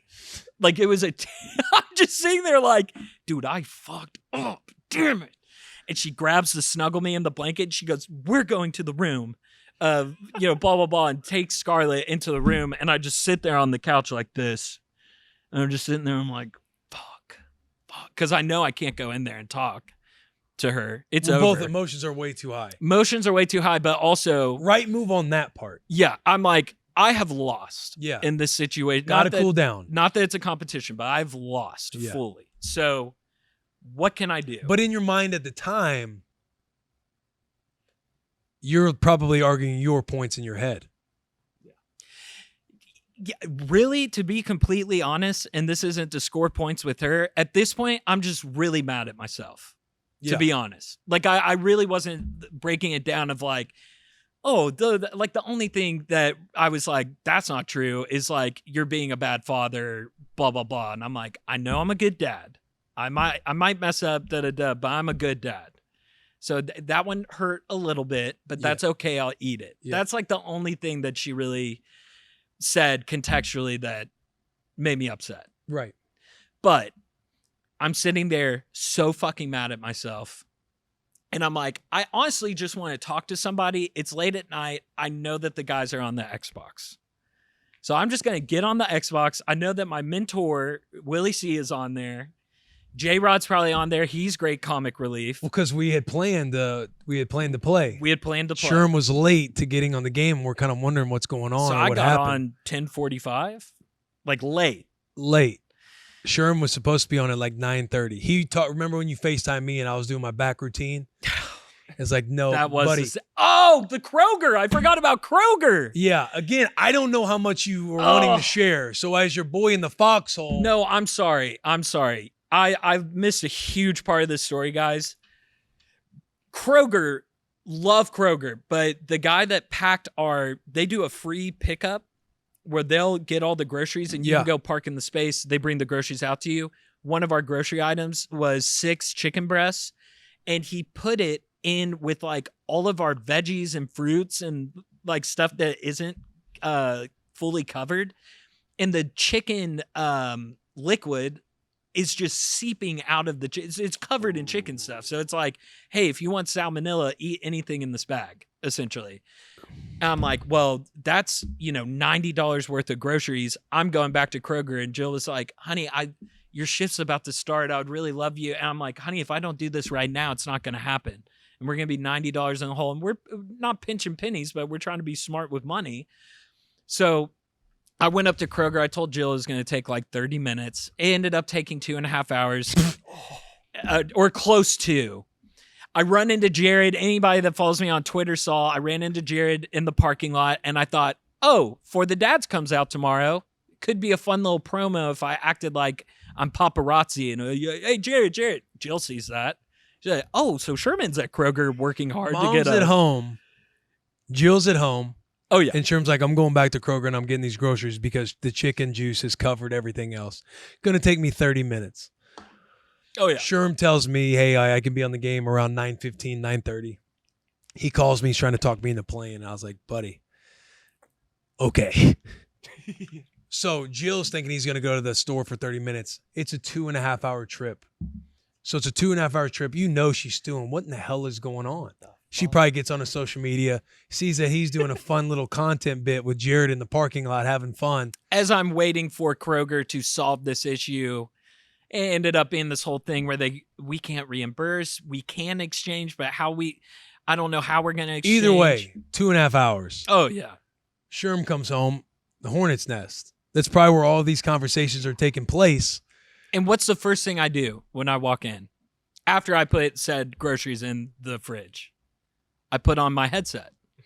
I get Scarlett in her little bed because I'm dad of the year. You started to try to play the game before the motherfucked moment. Yes. Oh, yeah. That's what kicked it all off. Is I came home thinking I killed it at Kroger. Now it's my turn to watch. Here, honey, let me take Scarlett. You go to bed. Love you. Mwah.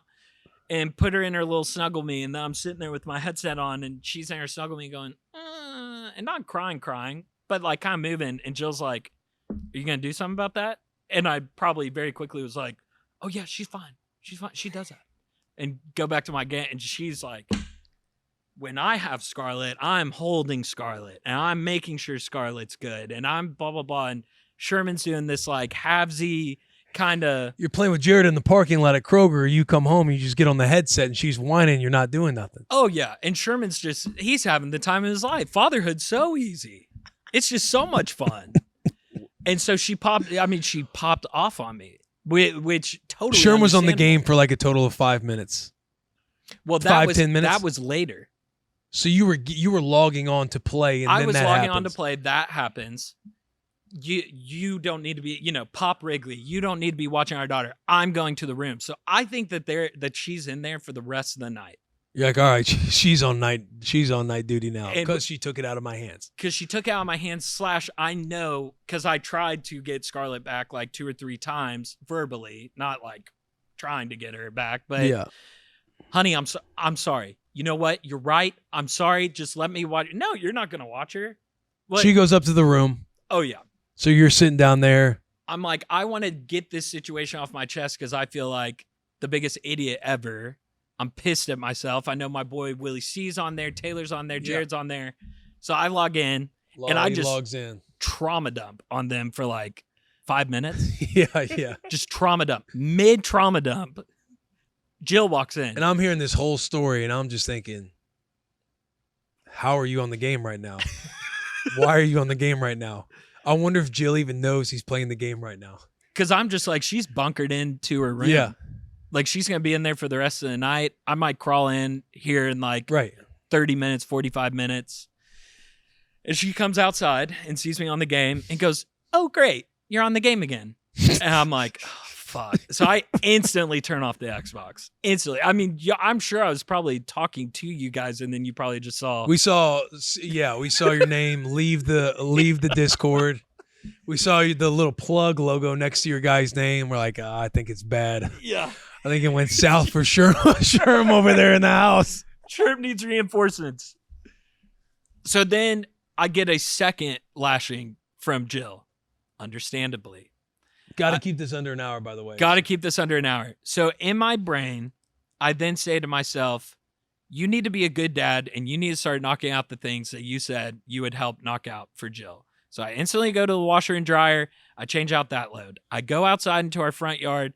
I put my work gloves on. Oh, she wants the weeds gone. The weeds about to be gone. She wants to fuck everybody on the Twitter saying, "Oh, Sherman, what's that weed tree in your front yard? Fuck that weed tree." I got my handsaw and I'm just gum. At this point, it's probably like 11:30, close to 12, and I'm just taking down all these weeds out there, diabolically killing the weeds, taking out all of your anger and all your stress on these chores around the house. Oh yeah, dude. And because of the night shift, I like had a little nitro like coffee type thing to like earlier in the night to help me, but on an empty stomach. So I'm out there and I'm starting to get lightheaded. I'm like, all right, I need some water. Going full Rambo outside. Full fucking Rambo on these weeds. And then in my head, when I was going inside to get a water, I hear doom, doom, doom, doom up in the roof. And I literally shot up and I looked up at that ceiling. I said, tonight's the night. Whatever that animal is, it's going to fucking die. I was raised in a home where I hunted. I've killed armadillo. I've killed rabbit, barehanded, but with an object. I'm going to kill what's ever in my roof. Yeah. We have a huge fucking ladder at the shop. I'm going to go get that ladder. Am I crazy? Am I psycho that I'm turning to kill something in this moment of anger? No, Sherman, you're not. It's okay. The thing needs to die. It's ruining your life. It's all you hear at night. I get to the shop at like 1:30. I unlock it. I get the ladder. I go back to my house. 1:30 in the morning, Sherm is here at the shop getting the ladder to go home. Should I use a hammer? Should I use a knife? You know what would actually be best? Let's get the fireplace poker. That's sharp. It's got some length to it. I'm going to have to rip these wood slats off the side of my little enclosure to go in here and kill whatever this thing is. And I get halfway up the ladder to where I'm about like roof height. And I said to myself, these are the stories that you tell in the ER. Like, these are the stories that you tell the doctor and your family sitting around and you're laughing because you have a broken tibia or fibia because you fell off the roof. At 1:30, 2 o'clock in the morning. At 1:30, 2 o'clock in the morning. And just as that's happening, I see the porch light turn on. I'm like, oh, here we fucking go. Jill comes out. Sherm just on the roof climbing, then the porch light comes on. Jill's like, what the hell are you doing? What are you doing? I'm going to go up there and honey, I'm sick and tired of whatever's up there. The trap that we have on the roof is not working. It's not catching whatever this fucking thing is. I'm going to go fucking kill it. This is the worst thing you could possibly be doing right now. What is this going to help? I had to hit Wrigley earlier because you were lashing at me. Do me a favor and get back inside. I have a bloodlust that I can only be fed with varmint blood. I'm taking care of the problem, sweetheart. You said I'm a bad dad. What makes me a good dad? Take care of our problems. What's our problem? This fucking thing in our roof.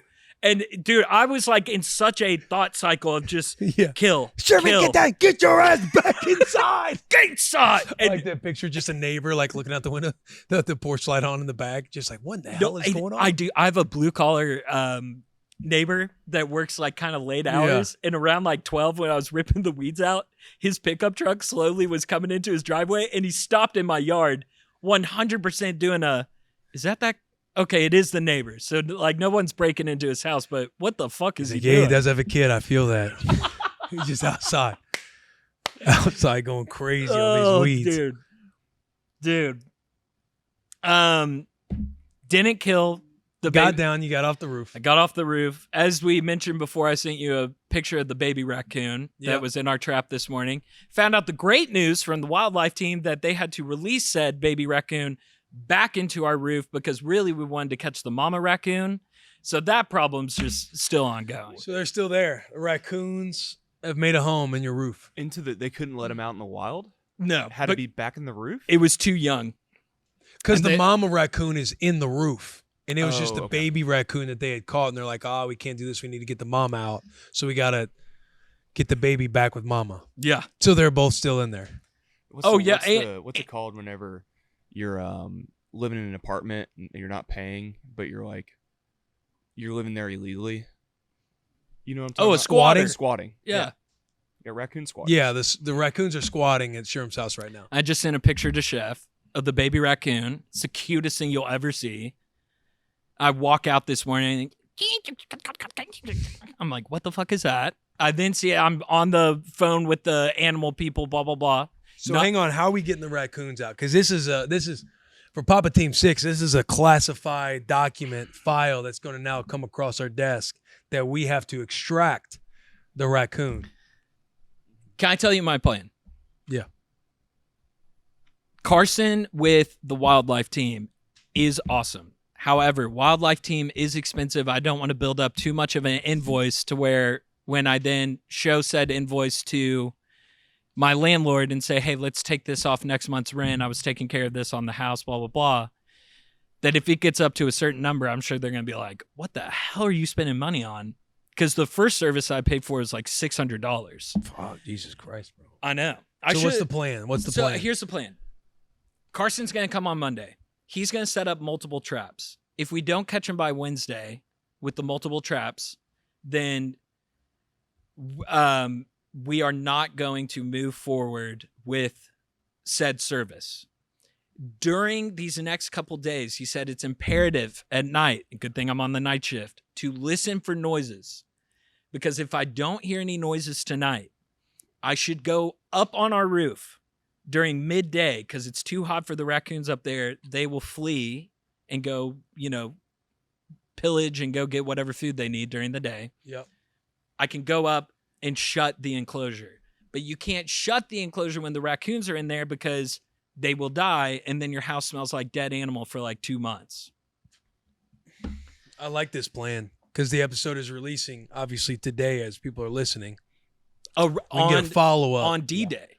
Yeah. That's so true. We can get a follow-up on this mission. Yeah. Go ahead, Should Chef. we get an operation name? I like that. Operation Trash Panda. Operation Trash Panda. I like that. I was more of going like Operation Raccoon bin Laden. Oh, I like that. I just want to say this. We gotta keep it under an hour. We gotta keep it under an hour. I'm not fully a broken man. I am showing resilience from now on.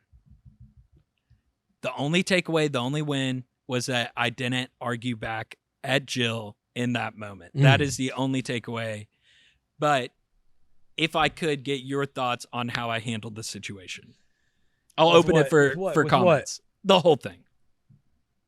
Like, what are my thoughts on that story? Yeah. I think very bad move. Very, very bad move putting the headset on. Yeah. Thinking after 2.5 hours or 2 hours at Kroger again. To think the switch was just going to happen and you're going to throw on the headset. I think that was a very bad move. You should have done a couple things. Boys, I'm running behind. I'm probably not going to get on tonight. You know what I mean? Yeah. Because it's like you go home, you put the headset on. When you're getting the mental lashing, and I've been there, trust me, stuff stews in the boy's brain. And I kind of lose composure with the wife. And in my brain, what happens is like when the lashings were going back and forth verbally, and then when she, if I were to hit the dog, I'm trying to think how to say this. So yeah, say the verbal actions are going and I take it out on my dog. Yeah. When she goes upstairs and takes the baby, what goes on in my mind is more of like, if I'm getting on the game, I'm getting on the game because I know I'm going to get another rise out of said situation. Because I know it's a bad move to just get back to think like, all right, they're all upstairs. I'm down here kind of cooling off, thinking about what to do next. Your first thought should not be, I'm going to goon with the boys on PUBG. Yeah. It should be calming down. It should be probably sending a text to feel out where she's at. Like, hey, hate how everything just went down. Would love the opportunity to come up and apologize and help take on and help get a second chance with Scotty because I know you need your rest. And then if you got Scotty or not Scotty, I keep Scarlet. They're close. I get Scarlet calmed down, and then I can join the game if the moment still presents itself. But that would have been my suggestion. Because I will be honest, when I was listening to you give all the play-by-play on the headset, I'm thinking to myself, it's a bad move to be on the game right now. Bad move. But I thought she was But down. selfishly, I was happy you're on the game. Because you talked me into getting on. I did. And so in my head, I'm like, Sherm wanted me to be on. And I told you, I'm doing my back routine right now. If you could get on at 9 o'clock, I'm on. Yeah. You're like, 9:15, 9:30. I was like, no. Because here's what you do. You'll say 9:15, 9:30. At least it's 9:30. You'll probably be on at 9:50, 10 o'clock. Yeah. You weren't even on then. And I remember being on the game being like, I knew I was right about Sherm not getting on. Oh, here comes So when Sherm. you were on, you came in during a chicken dinner. We won. We're excited for you to be on. But as you're telling the story, I'm like, this doesn't feel good. It felt like when you just spontaneously got off the game, it reminded me of Jurassic Park, the opening scene when the Velociraptor takes Buddy. He's trapped in the cage with the Velociraptor. Yeah. Shoot! Shoot! And dude's just like losing his grip, like you were a goner. And when you got off, like I didn't even have any questions about it because I'm like, yeah, I'm sure he's getting a validated lashing for being on the game. Got a text from J-Rod immediately after. I think I might have said something like, hey, Jerry, would you feel comfortable reaching out to old Sherm? But that would be like, listening back on all that, like that would be my advice to you. Yeah. Like if wifey knows you're going to take 30 minutes, it happens to be 2.5 hours. You were about to take on night shift duty anyway. Yeah. I wonder where the fuck are you at? She sees you giggling, goofing. With J-Rod. With J-Rod. I get that. I get that on her part. I get where she's coming from. And, don't condone hitting your animal, but that was like the move in the setting. Yeah. Sometimes I look at Waffle like that's a sturdy. Bulldogs are sturdy now. Yeah. Dachshund's a little different. Yeah. And usually it's one pop and on the butt and, he starts minding. Yeah. And the pops are very rare.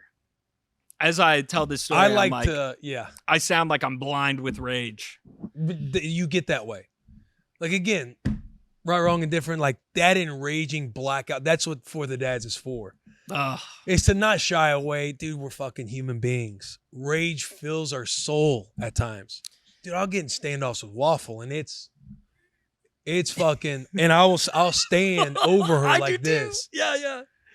Like to where I'll pop her and like, she'll try to get to me, but she's a bulldog, so she can't like reach her butt area where I'll like drag her or something. Yeah. And she'll just like, she'll want to get like, oh, we're in it. And I'm like back to her peacocking up like, oh, okay, yeah. You want to fight? You want to snap at me? Go ahead and try. And what happens. I'll like stand over and just stand like this. Until she's like, looking up at me, kind of like growling. Yeah. And then she'll kind of like turn or walk away, and I'll follow her. I'll like follow her to the room. Or if she's like against the wall, I'll continue to stand over her. Fists clenched. You're in my house, Waffle. Yeah. Don't you forget that. Yeah. If she's barking and I'm trying to get her in the room, it's like I will sit there and I'll dog walk her, like walk her all the way to the room. And I've done the Caesar Milan method where you do the little that or the it's not a full pinch, but you let them know that you're on their neck. Yep. And you slowly push down and you just pretty much like you were describing, stand over them. Yeah. Which is what I usually do with Wrigley, because he's our alpha. And you go a little harder because there's so much rage filling your soul. Oh, I bite my lip. Yeah. I bite my lip. But that night, I skipped all those steps and went. Or usually I'll do one of these. I'll go to let them know, hey, Dada could do that. Yeah, don't forget who the alpha is. And that will usually get them to be like, okay, I'm sorry. It happens, man. Dude, the text would have been great. That's great advice. I will say this. The only thing that did come across my mind that was sane was thinking back to your New York situation and just being like, don't say anything that I will regret later. Yeah, because New York, again, my body was filled with rage to the darkest part of my soul, to where you're like saying things verbally back and forth to where we're not getting nowhere. And I would just stay quiet. Oh, you want to go to bed angry? I got to go to bed angry. Yeah. So I bit the tongue there. How long we been going, Chef? We're about 30 minutes. So, buddy, in terms of we gotta get this. Yeah, we got. Let's get into crack a cold one. Crack a cold one. My crack a cold one this week, buddy. I crack a cold one to loving the videos and photos that you get sent when you're not home. The joy that fills my heart when I'm on the road or on the plane or at the shop. I got one today that, oh God, I want to show you. And it's just your little, it's your little one, bro. It's your little nugget, your little booger. And they're like smiling, or it's a video of them having fun or whatever it is, dude. It fills your heart with so much joy, and I love it. Like anytime I'm around somebody and Charo or a nanny like shoots me a photo or a video when I'm out of the house, like I'm over in a corner smiling. It's almost like you got to step away just to enjoy, because it's like you're not trying to be the dad that shows everybody, but then you become the dad that shows everybody because you're so excited and you love it so much. You're like, hey, check this out. I went up to Jared earlier today because I got a video of Audrey, our nanny, just sending a video.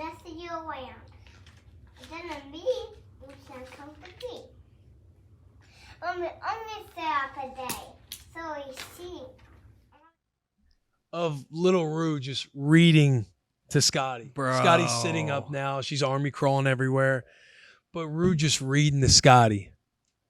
Send that to Chef, because we got to play that as you just showed me that. I'll send it right now. For the viewers, because that was crazy cute. Buddy, it warms my, and I'm sitting there like, Jared, he's just got dogs. He don't know what this Papa Team 6 life is like. What was his reaction? He smiled and loved it. But you know what I mean? Like, it's almost like if a dad's showing you something, you're smiling and being like, that's awesome. I don't know if he's like thinking that's really awesome. But cute kid. You kind of just can't help yourself. But that's my crack a cold one, is getting those videos and photos when you're out of the house. I love that. Because it's just, you get it. You get when the dads back in the day and you were little, they're showing you photos in their wallet. I love it.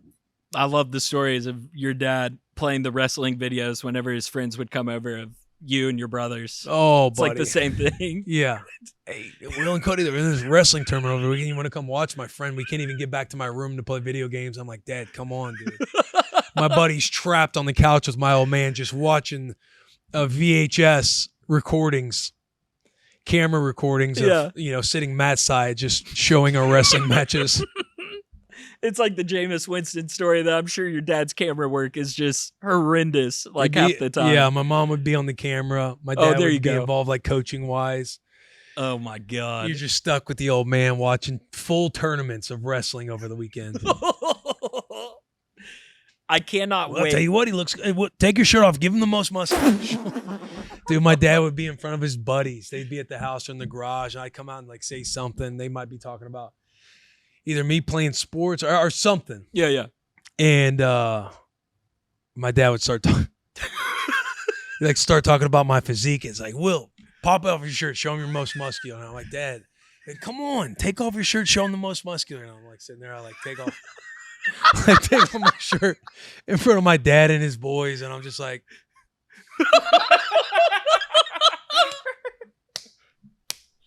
What are the friends saying? Yeah, Billy. You're right. You got Good kid, Billy. All right, you can go back in the house. Like, all right. Oh my God, dude. Show him your back. And you're How old are you? Like 10? Oh, bro, yeah, like 8, Yeah. 9, 10. Yeah. God, to be a fly on the wall. And honestly, that flex is almost like a callback because there's so many of those old photos that would like, my dad would like hang in his gym or like hang around to where it's like me and Cody doing like the most muscular pose. You did it in that wrestling video that you posted. That's like my favorite part of that video is when you're standing before the match and you're. We might have to have Shep just run that clip Yes, too. for YouTube right now for Yes, people dude. watching. Oh, Just my old God. Willie C doing the fake cut, driving the head. 10-4, Will. There he is. Look at My dad's probably geeking watching this right now. Yeah, I selfishly, I cannot wait till Scarlett's like moving and operating and all I that found stuff. myself doing it with room like, sweetheart, look at her calves. Like, dude, we might have a little athlete on our hands. Look at her shoulders. Yes, that goes to my crack a cold one, the pediatrician appointment that we had. Yeah. She did say for her size, she was like, I'm not just saying this, she is feisty as hell. Like, she is strong. And I'm like, okay. Yes, sir. And she's talking about the legs. I dabbled with a little bit of soccer and track back in the day. And Jill actually has some track stars on her side of the family, like legitimate, like college level. I was not. But I had a little bit of speed. So hearing that, I'm like, ooh, we like that. You just need another person to say it, and then it kind of validates, like, maybe? Yes. And she turned on her side, which she does all the time at the house. She turns on her side on the table, and everybody in the room was like, "Oh my!" She's turning on her side already? Oh my gosh! I don't know any different because I just know You might Scarlett. have a warrior. That's what they're saying. And she not only turned on her side right as they're like bragging about it, she then goes like up here and she's like looking with her eyes around the room and turned on the other side. And they were like, "Yo, that's that's crazy." Just as you're changing her, just start working her legs. Okay. Start working some stretches. I'm like, I got a little striker. I got a little forward here. Buddy. She's going to be on the women's team. Come on. As she continues to develop that, so like it gets exciting. I'm going to put a soccer ball at her feet so freaking fast, dude. So fast. Yeah, and you just kind of put, hey, you want to play the soccer ball? No, okay, all right, you don't want to play yet. And you're Oh, just yeah, you know itching to see what kind of ability they might have. Hey, Sweetheart, she's spinning pretty well out there. That does put a goal in the backyard. Yeah. What's that thing? What do you do with that? Put on the little blocks, like if you go to gymnastics, like putting out the little blocks, and they're like balancing on each one or stepping across each one. I'm like, oh, she's doing it a little bit better than the other ones. She's pretty good. I cannot She might wait. be a stud. And then the that was basically my crack a cold one, but just wanted to highlight it was so sick. Scarlett's tiny. She came out 5 pounds 6 ounces. Yeah, buddy, she's 2 weeks old. Oh yeah, but just like tiny in general. I mean, they were like, she is tiny.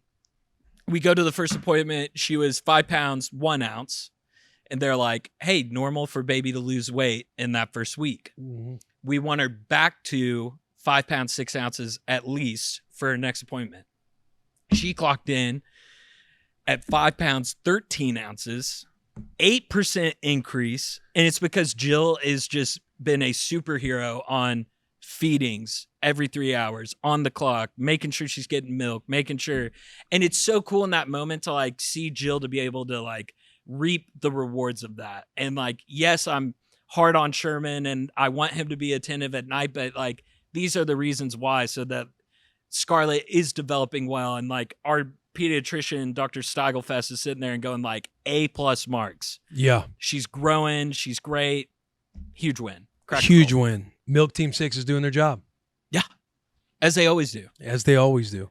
Survival kit. My survival kit, Once Upon a Farm. Once Upon a Farm snacks. You got a little Ooh. food. They got pouches. Once Upon a Farm. Look them up. Get them in your life. Let's see here. Let's just go to Oh, their I've seen website. these. Dude, it's got what's her name? Is it Jennifer Gardner? Oh, really?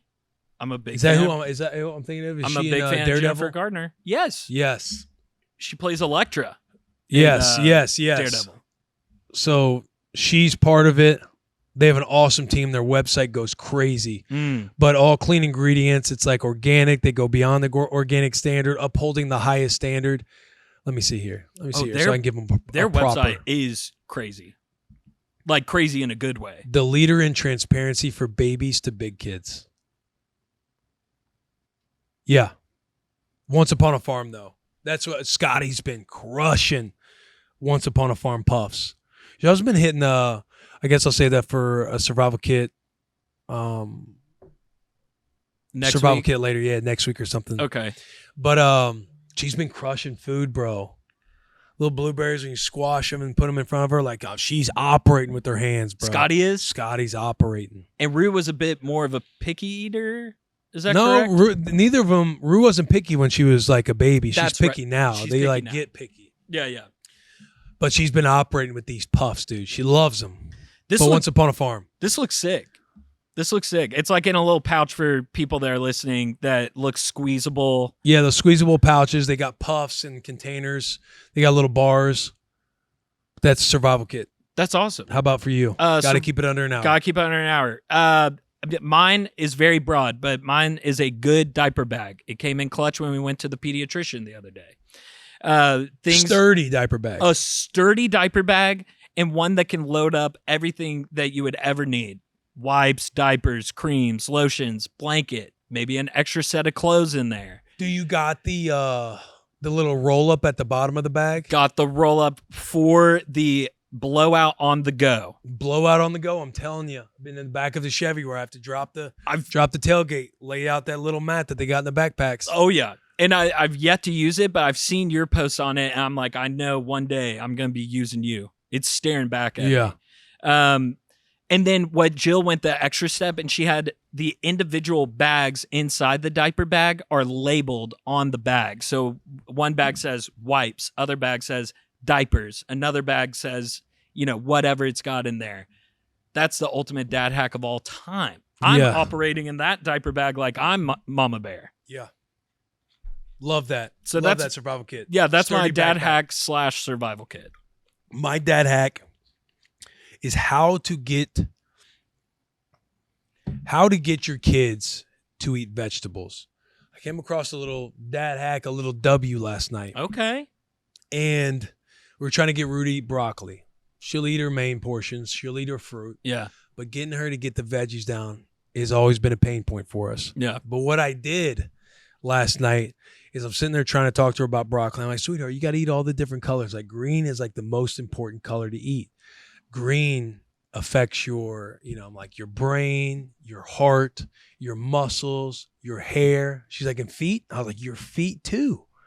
Your feet too. And every bite you take fills one of those, checks off a box for one of that. Can we get you to eat? If you eat 5 pieces of broccoli, we'll do 1 for your hair, 1 for your eyes, 1 for your brain, 1 for your heart, and 1 for your feet. Ooh. She took them down. No way. Yeah, man. Yeah. And the next night, that was 2 nights ago. The next night she had broccoli again, and she didn't want to eat it. She was in the pantry, kind of be like, no, I want this snack. I want this. And I'm like, or she wanted her vitamins, because her vitamins, it's like gummies or whatnot. Oh, so it's yeah. kind of like a little treat.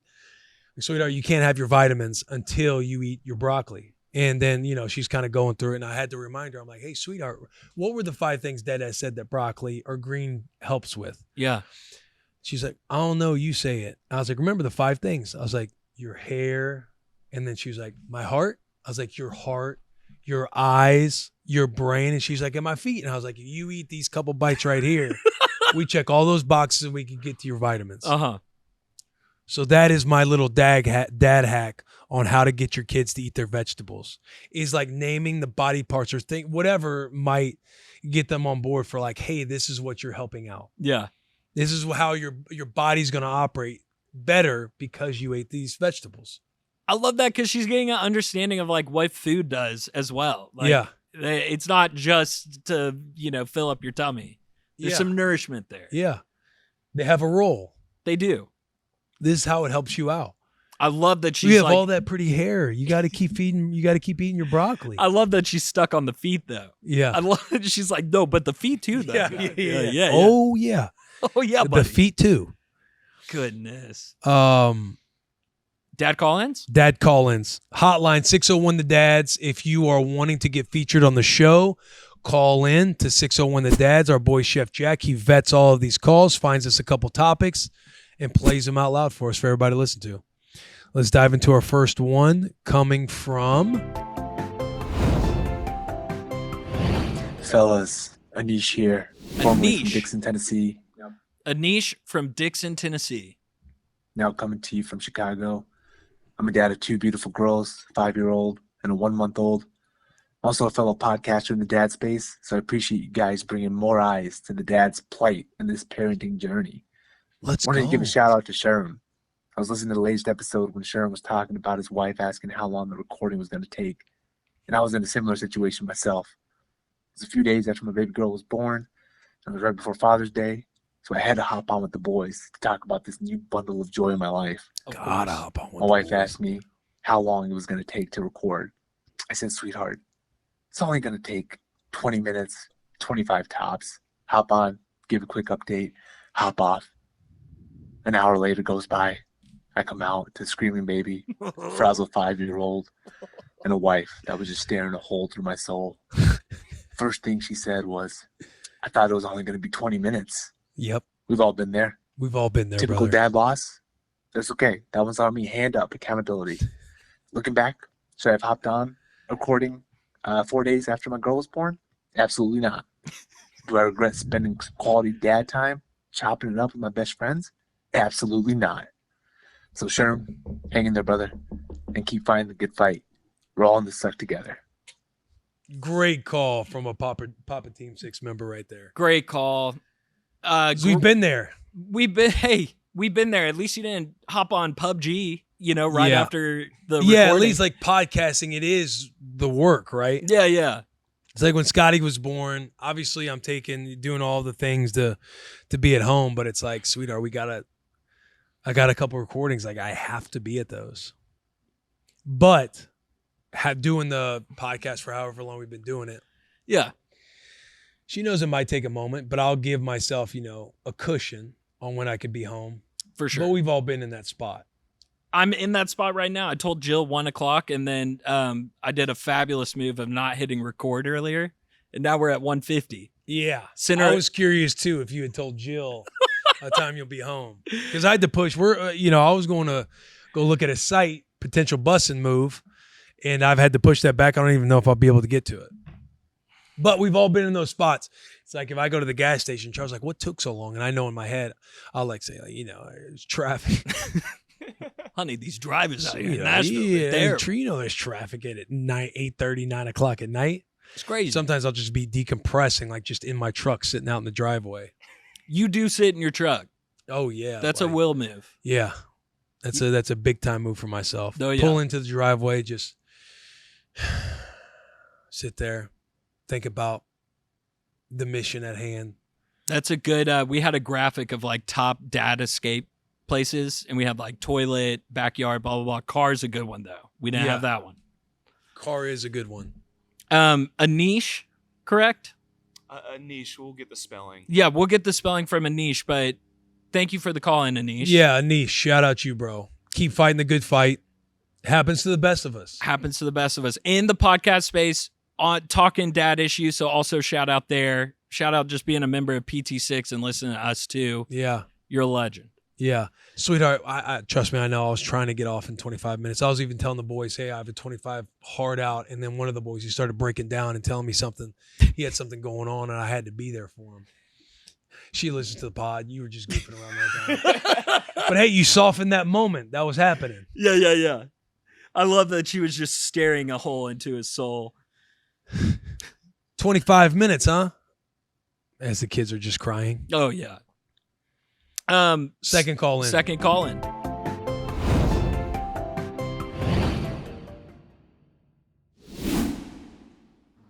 What's up, boys? Will, Sherm, Chef. I'm calling from Columbus, Nebraska. My name's Cordell. I'm actually currently underneath my car trying to change the oil here. Going to battle there. Good. Just wanted to give a shout out real quick. to Chef. Sounds like he's the new producer of the show. That's awesome. Congratulations. And then obviously, shout out to Sherm for the new kid. And those shout outs go in that order, by the way. I just got the text, boys. I just got the text from the wife. Her plane has officially taken off, and this Papa Team 6 member has checked in for the week, going solo dad duty For the week. one whole week with my 3-year-old girl. And I guess I was just wondering, Will, is there any tips you have for an extended daddy-daughter time, solo dad time? Any tips or tricks, any things that you turn to? Also, additionally, forgot to mention, I'm also a 2-time member of Seaman Team 6 with a 12-week baby on the way. Let's Thanks, go. boys. Bye. Let's go. Did he say 3-year-old girls? Yes. 3-year-old girls. Oh, Oh, singular. Oh, One girl. Another One girl girl. on the way. Okay, I thought he might have said 3-year-old girls, like he had twins or something. So he's got one 3-year-old girl that he's operating the entire week with. yep. That's awesome. Number one, hats off to Papa Team 6 member right there. 2-time Seaman Team 6. Two-time Or Seed Seaman 6. team, but his wife going away for the week, and he's taking on the role, the caretaker role at home, and being on the wall, being on the watch. I remember my first time when Char went to Paris with her friends, and she Ooh. was gone for like, either a week or 9 days or something like Is that. she gone? Gone. And it was, dude, honestly, some parts are easier just solo parenting. Obviously, he's checking out with a week. I don't know, like what work, childcare, and stuff like that's involved. Yeah. But having the one-on-one time with your little ones, honestly, like it's a lot of fun because it's just you, and he's a girl dad, so he's spending time with his daughter, daddy-daughter time. Obviously, I know the guys out there who have sons and stuff like that. Like, I'm sure that's great. Appreciate you guys bragging on that stuff. But your one-on-one time with your daughter is a load of fun. Like, Yeah. I'm sure he's listening right now. He's probably had a great week with her so far. They get in more of a routine with dad. It's just about keeping that routine going. And my recommendation would be, again, I said it to you earlier, but videoing a lot of stuff. I know my first time watching Rue, I videoed a lot of different stuff that we were doing, like going into her room, see her smiling when she's waking up, putting her to bed, reading a story when we're at the coffee shop, videoing her at the coffee shop. She was only like, she wasn't 2 yet, but videoing as much as I could because I put a little video together at the end of it because it's just you and her. It's like you're all your attention's on her, and it gave me something kind of creative to do for when mom came home. But it's a great time. I feel like it's a great age too. Like if it was just me and Rue for a week, I don't think it would be too. I think it'd be fun. Like obviously keeping her on the routine of everything, but there's a lot of those wiggle room, those little gray areas that mom and dad might be strong on. But now that you're with dad, hey, here's an extra piece of a cookie. Uh-oh. Hey, I'll hook you up with this. Uh-oh. Hey, let's go get some ice cream. Ooh. Okay, you can stay up 20 minutes later. Hey, there's something cool on TV now for dad. We got a sport on. You want to watch with dad? You want to stay up a little bit longer? Or let's pop on this movie. Yeah. But There wa- embrace it, dude. Embrace it. I think that's cool. There was a video that you had, if I'm remembering correct, that Chara had gone out of town and you were with Rue and you moved some furniture like in your kitchen area for y'all to have like a little dance party. Yeah. There was some kind of little dance party that you're throwing. Love that. Yeah, dude. It's just, it's like a lot of times too, like you might come across where it's like the mom doesn't trust the dad to be on his own. Uh-huh. And so it's like a nice little badge of honor that you can watch the kids solo dolo or you can watch the kids solo dolo. And that, I don't know if I talked about that on the The hardest part, prep for the meals, prep for the dinners. Because now you'll be kind of stuck. Oh, we ain't got this. Are we Good ordering call. something? Just being ready. It's like, oh, shoot, I got to order. I got to give the right stuff. Because the big thing you want is you want to alleviate mom while she is gone. You don't want to be the dad checking in every 5 minutes. Hey, where's this at? Hey, what do I do here? Hey, what would you recommend here? I can't find this. She's giving me a tough time right now. No, let mom be fully out. Be fully to where she's thinking, is everything okay back home? And she wants to call and check in. Oh, we're having a great time. We're on FaceTime. You want mom to feel the full freedom of being away and not feel like she has to be away and have her entire pulse on everything that's going on back home. Yeah. That's how you be prepared. That's how you knock it out of the park. It sounds like he's already in the thick of it, but I'm sure that he prepared and killed it. Yeah. Love that he's underneath his car too, calling us. This guy's locked in. He's locked in. What was his name again, Chef? I'll play the beginning I part got again. Cordell, Cordell. and that came in yesterday. So he's day one, right? As we're recording this. So when he'll still be in it. He's got a back couple into days it. left. Yeah. Let's go, Cordell. Yeah. Let's fucking go, Cordell. And shout out Nebraska. Always love Nebraska. I feel like Chef might just be, hey, here's a Nebraska one. Let's throw in. I think that's 3 weeks in a row. Yeah. Yeah. Not by design at all. Oh, No, they call in. If Not you by call in design? And you're a big Vols fan. That's a pretty easy Yeah. ticket too. I Yeah. did hear Tennessee guy. First one. What do we have left? We have our topic, quote, or lesson of the week. Oh. Do you have one? I did, and funny enough, it was just attention to details, attention to the small things. And I was going to apply it to at home with my daughter, but it also applies to the office, as we learned today. I was going to say. My meeting with Will for my mid-year review at Bussin' with the Boys was there were a lot of good things to celebrate, but one of the things that since I was a kid that I've struggled with is the attention to the details. The little things that you need to do right, because the big things can't happen if you aren't doing the little things right. Perfect example, publish a podcast online. You cannot do that if you do not hit the record button. Yeah. And so it's just a good reminder. And it's funny that like that happened today and that was also my plan. My lesson is attention to detail. I did not. Oh, Will, we didn't record. We weren't recording for 45 minutes. You're going to be late to your, or Yeah. you probably won't even get to do the showing of the commercial space. Yeah. But that was my lesson for the week. It's a small one, but just I love it. the attention to details. And with It's Scarlett, just a good reminder. You can't ever say stuff like that enough. yeah. With Scarlett, it's just being on track with like, do we have enough diapers? Do we have enough wipes? Do we have enough this, that? Just helping mom out because she can't do it all. That's my speed run. I love it. My lesson or topic of the week comes from Sahil Bloom. Oh, yeah. His new book, 5 Types of Wealth. And he has a part in there called The Magic Years. Number one, if you're a parent, you're somebody who is ambitious, hardworking, juggle both things, want perspective on life. This book, I can't recommend enough. It is called 5 Types of Wealth by Sahil Bloom. And he's somebody who has a young one too around. I want to say his son is around Rue's age. He might have 2 kiddos now. But he's someone that's like work-life balance and having a lot of perspective. But there was this part in the book, it's called The Magic Years. So I'm going to read this part of the book called The Magic Years. For 10 years, you are your child's favorite person in the entire world. And then after that, children have other favorite people, best friends, girlfriends, boyfriends, partners, and eventually their own children.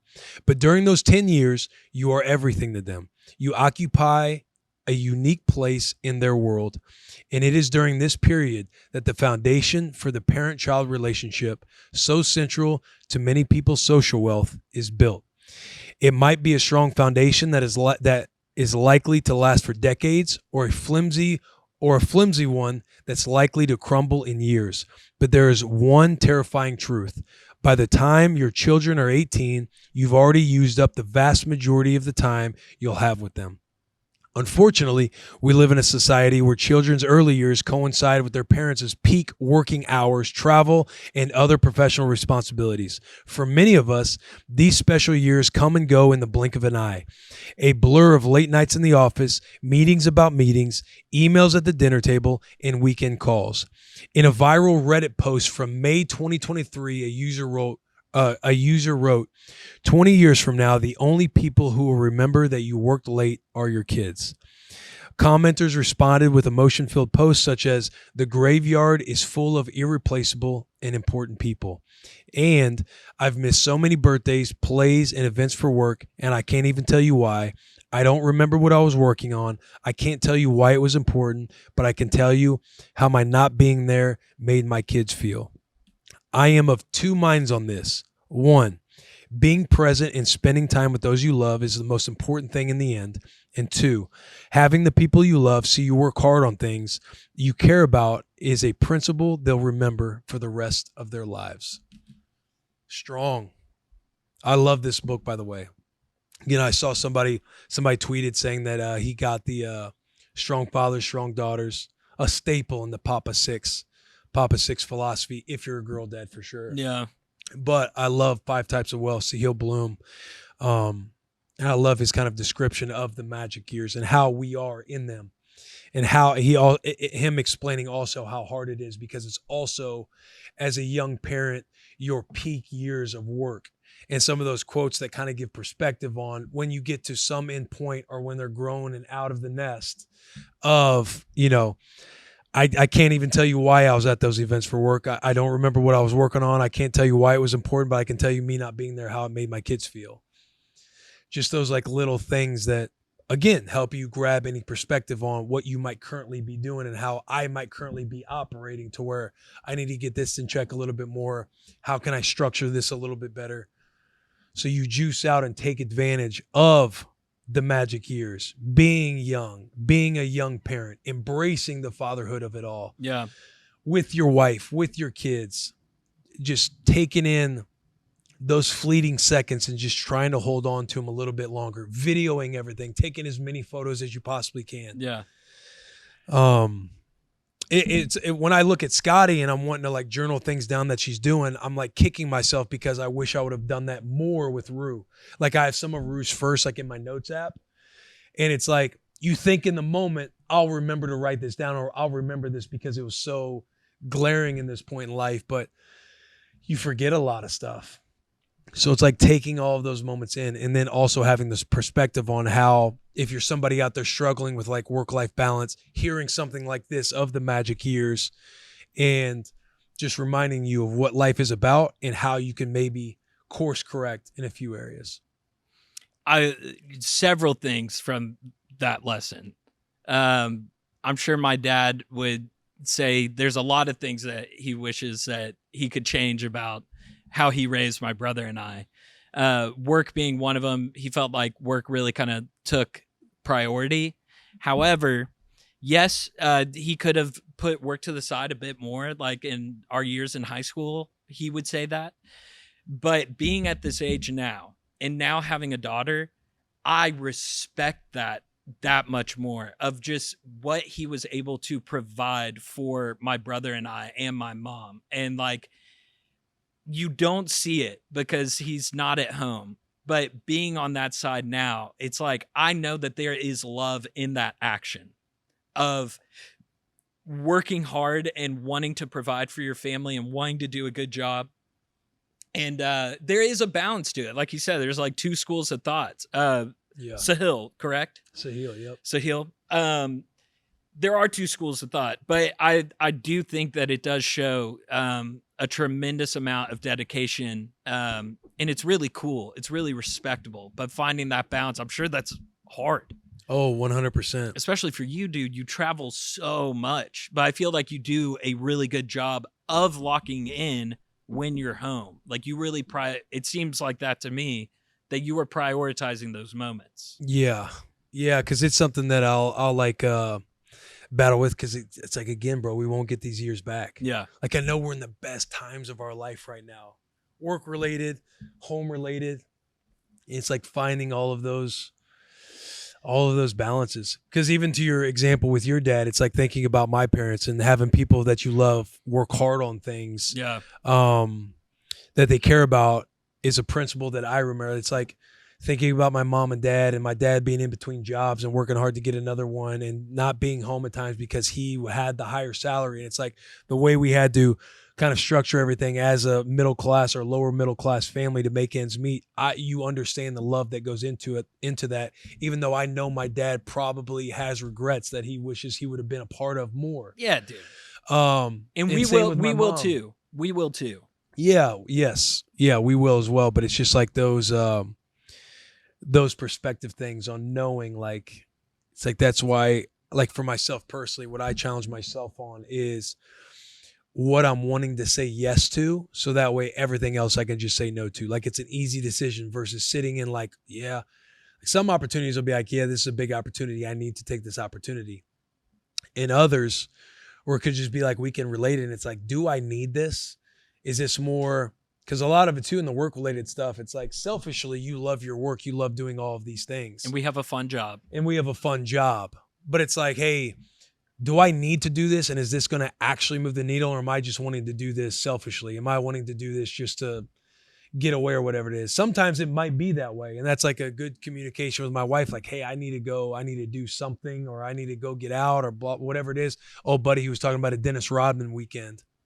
But it helps me compartmentalize. Forgot about it helps that. me compartmentalize a lot of those things that I can easily say no to and be like, yeah, I don't care to do that.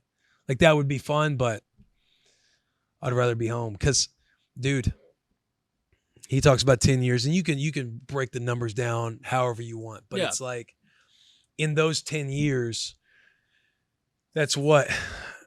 One summer per year. That's 40 summers. Yeah.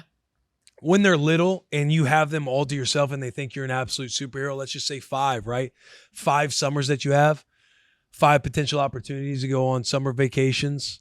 You know, you'll feel this having Scarlett as how old is she?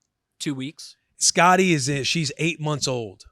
And so she's 8 months old for this moment in time. They grow fast. Yeah. Like you were saying, you saw the picture of a newborn and a 3-month-old, and it's like they're just different people. Yeah. They grow fast, and there's such fun moments in those when you're checking off 8 months, 9 months, 10 months. It's like Rue, I can remember when her personality was coming to life at 16 months. When her personality was coming to life at month 16, there's only 4 weekends that she's going to be 16 months old. And each chapter is something different. And that's like how I try to compartmentalize it in my brain when breaking down all these things. It's like some things we're just gonna have to do. This is what we do with Bustin' with the Boys.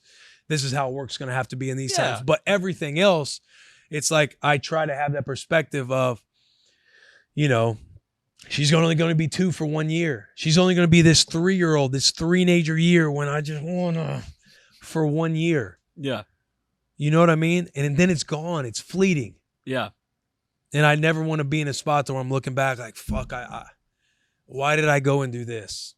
When it's like, I look at Scotty and I have so much more appreciation of like living in her 8-month-old body right now. Because I remember how fun it was with Rue, and I'm experiencing new things with Scotty at 8 months old. And I feel like I have more of an appreciation in those moments because it's like the perspective of she's only going to be 8 months old for 1 month. Yeah. It's going to be 4 weekends we have with her in this age. And you want to take advantage. Yeah. If this scores you points at home, I hope it does. But you can see it written all over you and Taylor as well. Whenever we are traveling, you guys get homesick. And buddy. And I've yet to experience that because I haven't had to travel for work yet with Scarlett here now. But I feel it even in moments like this of like, you do want to be home. And so I do think on the other side of it, like the work side of it, it does show your love that much more that it's like, hey, we have to do these things. Right. Like you're subconsciously wiring in their brain when you commit to something and you want something and you're ambitious for something, like staying on course and showing that resilience, showing that perseverance. Yeah. And that working attitude about it. Yes. Because it shows that too. It's like we're obviously going to get old and we're all going to wish we spent every moment at home. Oh, yeah, dude. But that's just like, that comes with it. But you're right. It's like we get on the road and going at football season this year and spring tour and stuff next year. It's like now we're in a spot to where we're healthy in such a way to where it's like, I want us to fly private so that way we can squeeze every moment. Like, how can we leave the day of and also come back the day of? Yeah. So we're not stuck figuring out all these different flights, delays happen, all these other things happen. Hotel rooms. Yeah, hotel rooms. It's like, how do we get in and get out as quickly as possible? That comes at a cost. It comes at a big cost. But it's like when we're making this, it's like, hey, we can just cut this chunk out and be like, we're doing this because we want the full priority being how do we be efficient and maximize our opportunities with these things with busing, but also maximize and be efficient with our opportunities at home to be with our family. Well, and the power of no too, like to just bring it to myself of yet another thing I can learn. What we talked about in my mid-year review of like, that is something I struggle with so badly. Yeah, stop dude. saying yes to so many things. I say yes to everything. And I got to work on saying no, because like that will come in the way of me spending time with Jill and with Scarlett. Yeah. And being able in those moments to be like, hey, I can't go on that golf trip. That sucks. Yeah. I see all the pictures. They look like they're having a blast. Yep. Wish I could be doing that. But I'm doing something incredible in this moment too. Like my daughter's coming into the world later this month or whatever. Yeah.